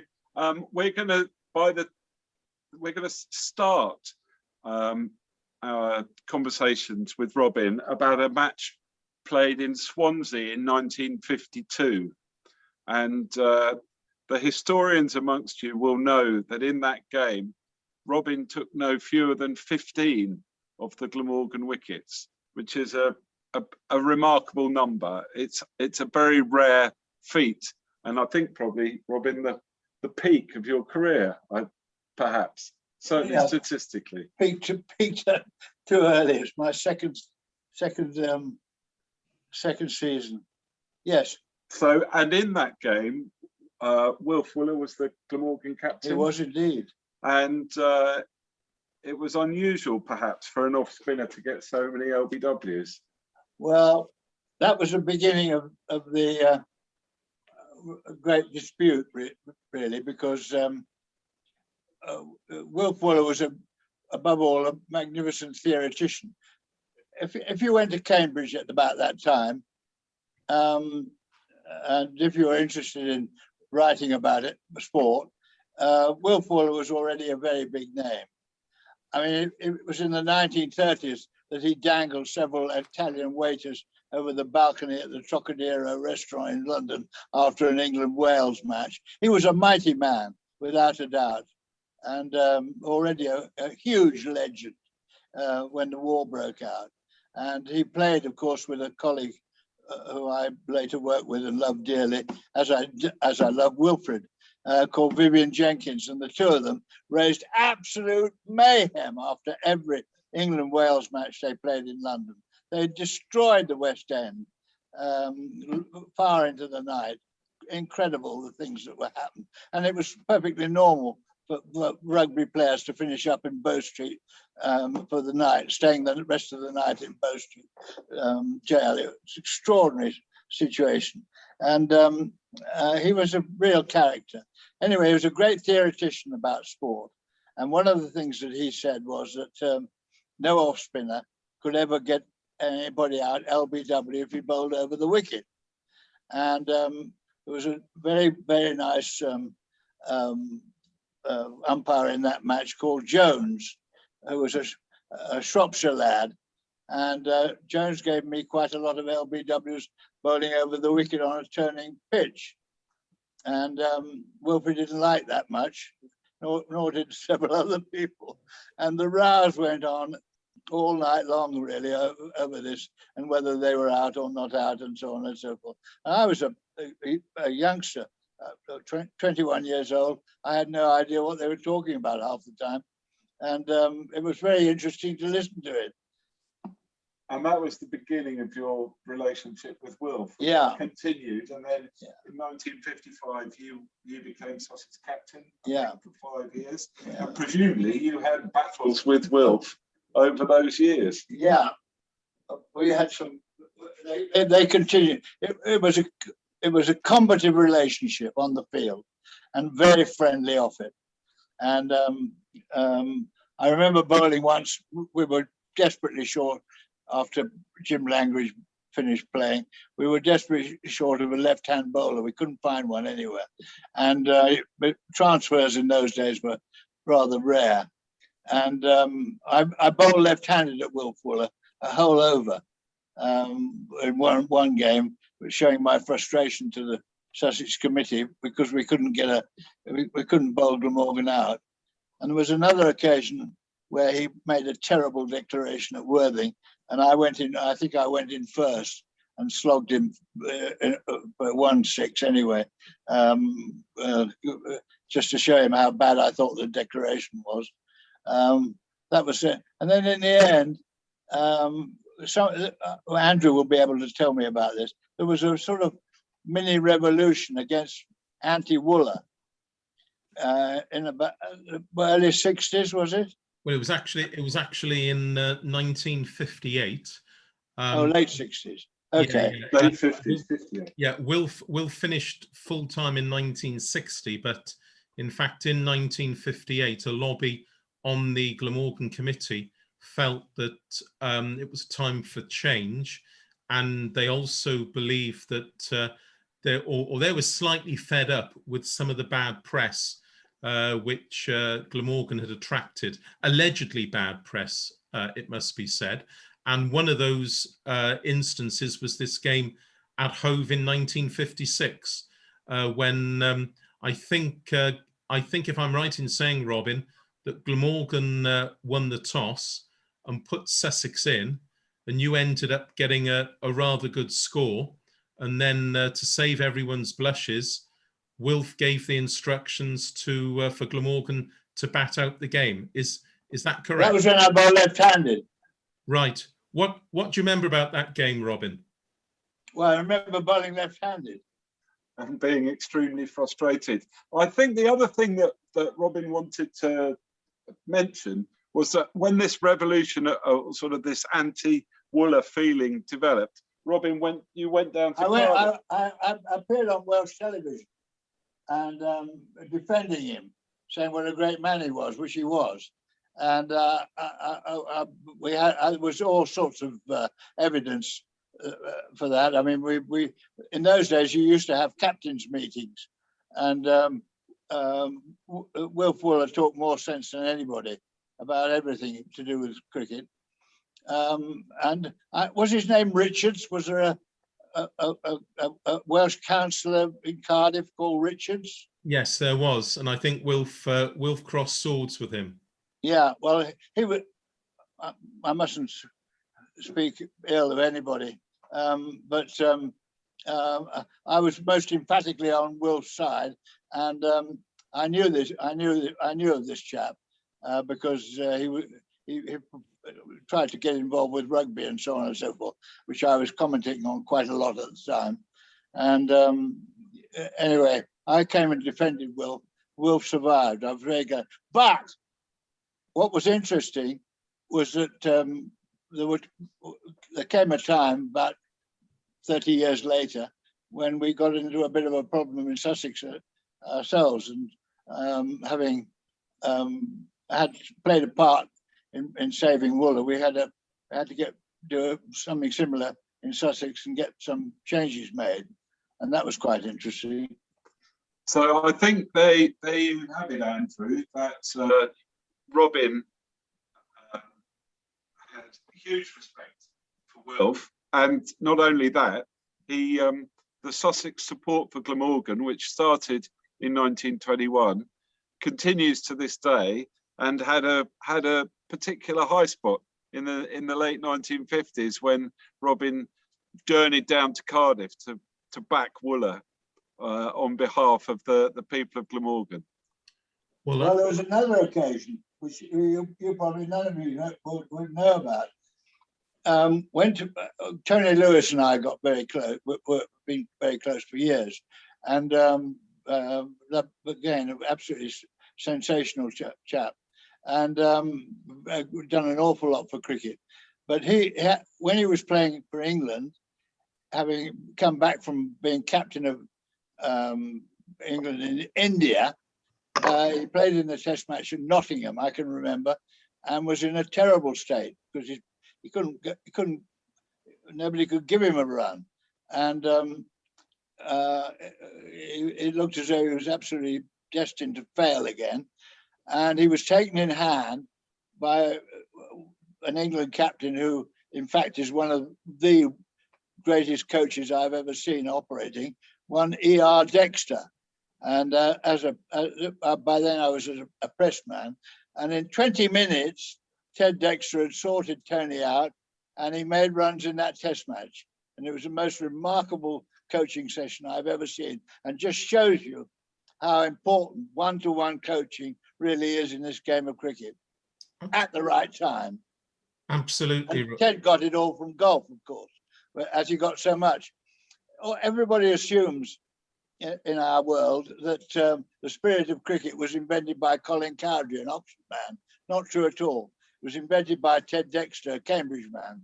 And the reason he invented it was because it was part of the great lore, L-O-R-E, of golf. And that's where it's all come from. Brilliant. And of course, there is a link as well with Cardiff, or Cardiff South East, I should say, because in the early 1960s, Ted Dexter also stood as a in a. No, he did. Yeah. Against Sussex native Mr.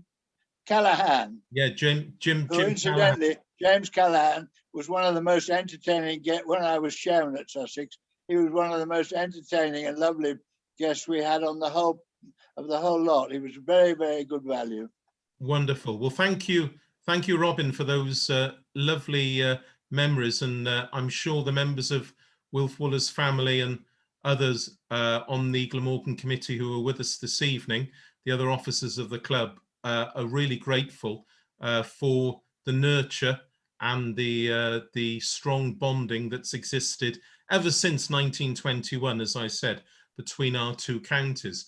And that's a really, really nice link, because our final guest this evening is another man who has worn both the martlets of Sussex as well as the daffodil of Glamorgan. And I'm delighted to welcome now to this evening, Tony Cotty.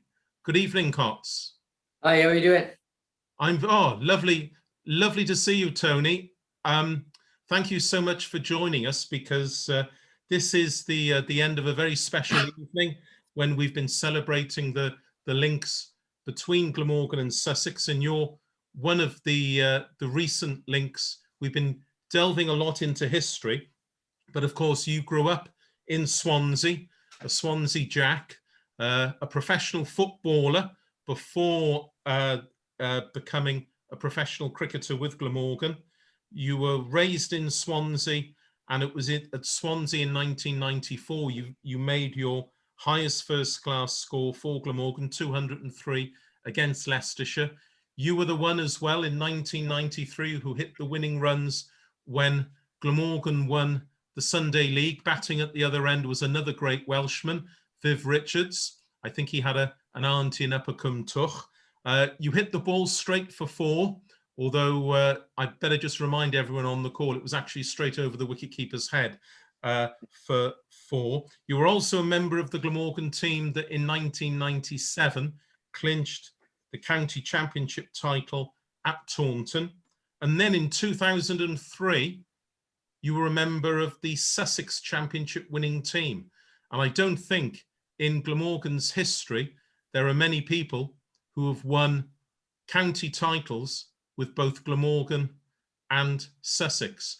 So Tony, you've got a foot in both camps, and let's finish off this evening first of all by talking about your memories of playing for Glamorgan and the passion therein. Yeah, I think thanks very much for inviting us on first and foremost. I mean, for me, winning your Glamorgan cap is like winning your Welsh cap, and once I embarked on a cricket career, that was always my first goal. Very proud day to get my cap. You mentioned how many people had played for Sussex and Glamorgan. There's only one person that's played for, or two people, one other than myself, who's played for Davern, Glamorgan and Sussex, and that's Iros Lewis, who I know Robin will know. Yeah, very proud to play for Glamorgan. You know, winning the championship with all your mates was something special, because Glamorgan had gone a long time without winning anything. In '69 was the last time they'd won anything, and winning that Sunday League championship at Canterbury was a massive achievement, because it was made with possibly 11 or 12 out of the 14 used that year were all ex-Welsh schools. There was Colin Metz and Roland Lefebvre and Viv. And Viv, you know, Viv wasn't bad, I'll give him that. but the other 11 were ex-Welsh schools, and we'd been brought up getting beat by England schools every year, and we're the only Welsh county, and it just was fantastic to play with Crofty, Steve James, Adrian Dale, you know, Swarty, Matt Maynard, Hugh Morris, all those players who'd kind of grown up together. So it was a very special moment, and I'm often asked, you know, what was the biggest, what was of the 2 championship wins, which was my favourite win, and certainly for me, you know, there is no ways you can separate them at all, because first and foremost with Glamorgan, it was winning it with your mates. It was my Welsh cap. I never ever saw myself having the same affinity to a club that I had at Glamorgan, but I have at Sussex. Sussex has treated me so well over my time there. I've got a massive bond. I live in the area now, and to win that county championship and the game being stopped by Phil de Freitas, the Leicester captain, in the middle of it when we got our batting point, and do a lap of honour in front of a full house at home and see how much it meant to all those people. It was just a moment I'll never forget, and so it's very difficult to separate them. Which was the favourite moment, and that's a big call for a proud Welshman like myself to say that a county like Sussex has had that effect on me. Well, we mustn't forget as well, there's another game, and that's gone down in Glamorgan's history against Sussex. It was at Colwyn Bay in the year 2000, and by that time, of course, you were with Sussex. I think Chris Adams or Grizzly was captain. And just to give the background, I think the year before, when Glamorgan played Nottinghamshire at Colwyn Bay, Steve Watkin, who you mentioned a few minutes ago, Steve Watkin had taken 5 wickets for 1 run, and I think Notts was something like 9 for 6 within the first 50 minutes.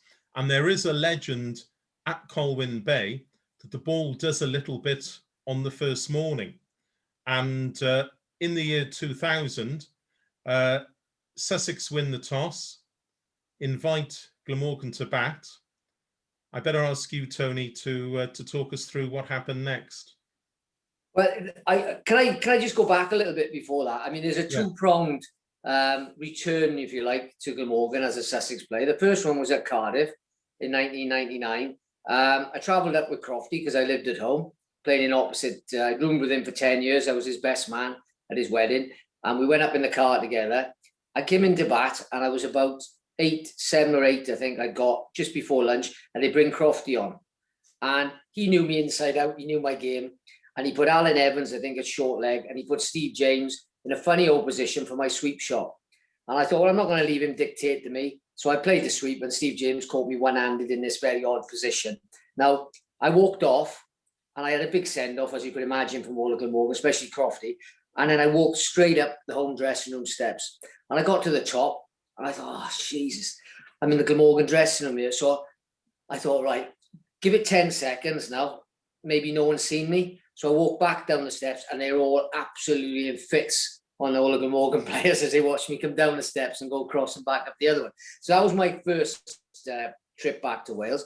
The second one was far, far worse. I've got to be honest. You know, I think we had a lot of catches dropped early on. I know that Herb Elliott and Steve James got dropped a couple of times, and then I can't even remember what it was. It was about 760, I think, for 4, and we were in the field for best part of 5 sessions. And Michael Bevan wasn't playing, so I went up to 3. And Steve Watkin gave me a couple off the mark, you know, a couple of short balls. I was feeling quite good, bit tired after 5.5 sessions in the field. And because Herb Elliott had pulled his hamstring, they had this bloke on who I know very well now, Hugh Roberts, his name is. I think he played for Colwyn Bay Seconds, and he came on as 12th man. And he was fielding, you know, Colwyn Bay is very short on the sides, and he was fielding, again, a funny position. It was like a very wide fine leg, because to cut the angle down. And what he dropped the short one, I've hit it so well, and it's only gone about 8 feet off the floor. And this Hugh is one of those ones, most people would have sat off it and took it on the bounce. Hugh now, he comes running in, he catches it one-handed off the floor again, by diving forward, and I'm out again, big send-off. So I get in the bar afterwards, and there he is waiting for me, this Hugh, and he's got the biggest glasses, they were like milk bottle glasses on in the bar. And he said, "Oh, sorry about that," because I couldn't believe he could see through those glasses, let alone take this catch. So I mean, I had 2 horrendous trips back home, and then coupled off with, in his wisdom, Peter Moores and Chris Adams decided that the Colwyn Bay trip, lovely place up in North Wales, we'll make that a wives and girlfriends trip. So we fielded all those hours, and then you go home to your kids and you know, in a hotel with your kid, they want you to entertain them after the game.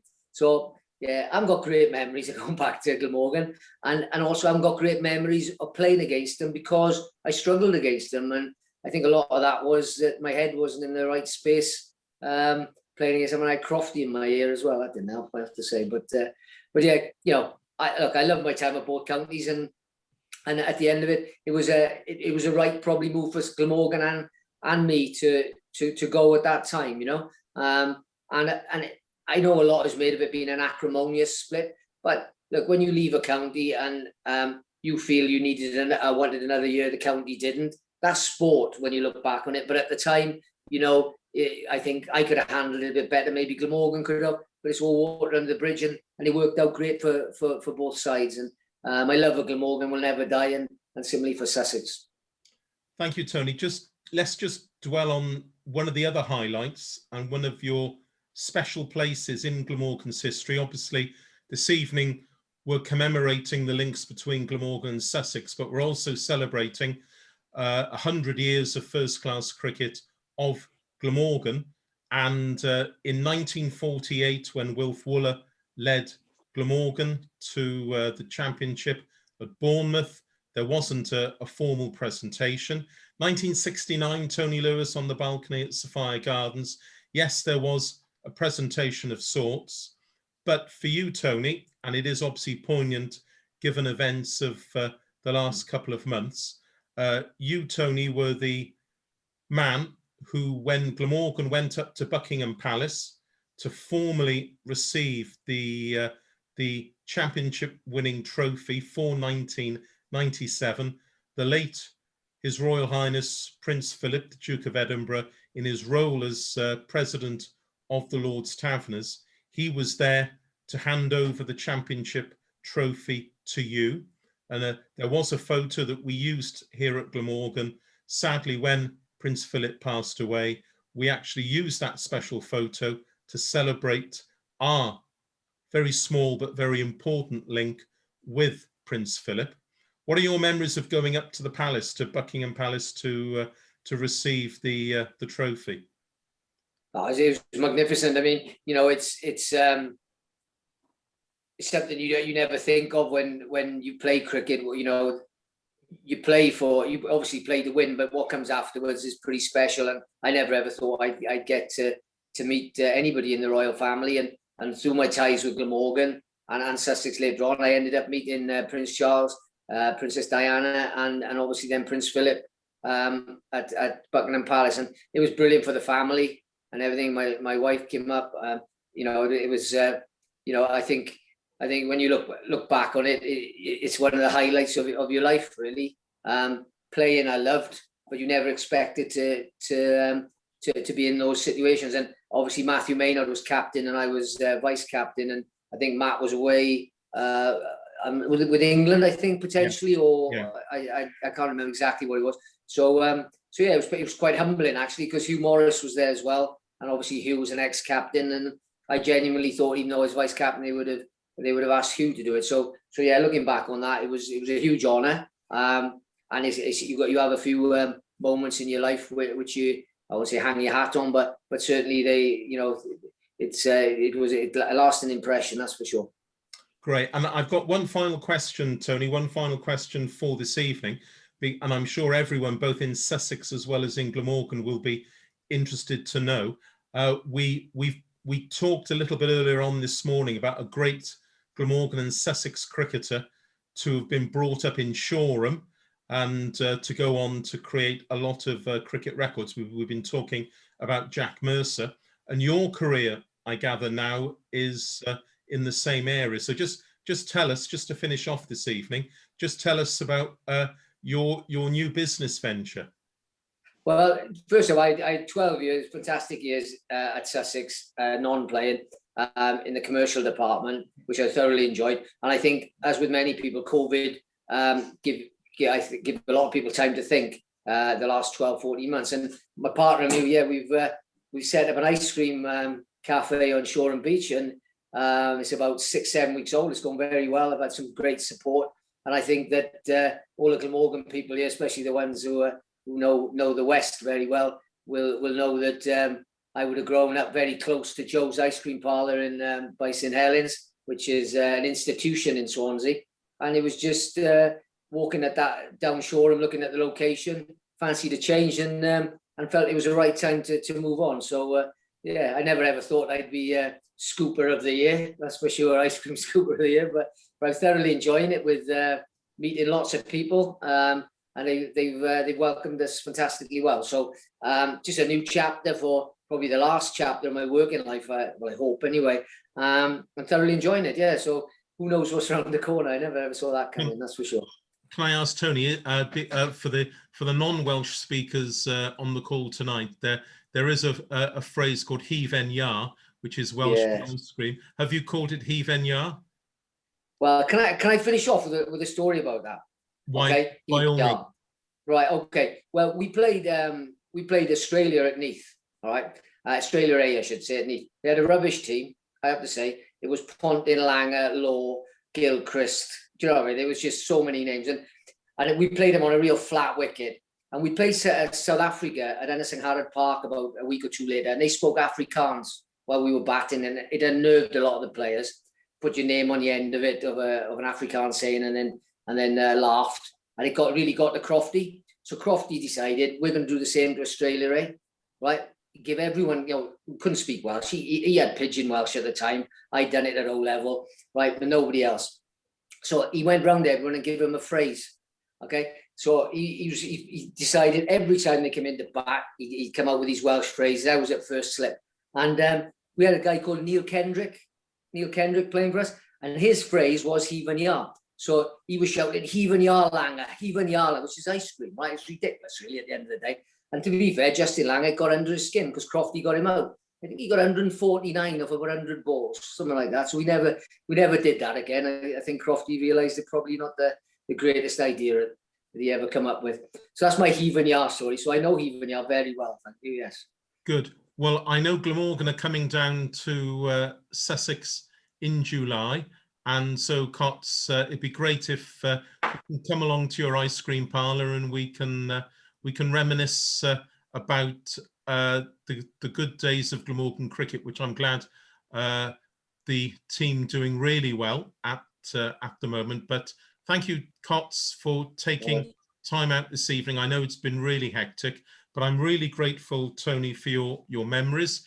I'm really grateful as well to the other speakers this evening, to Robin Marla, to Adrian Mercer, to Jane James, to Stephen Hedges, and also my warmest thanks as well to John Philby for helping to promote this event.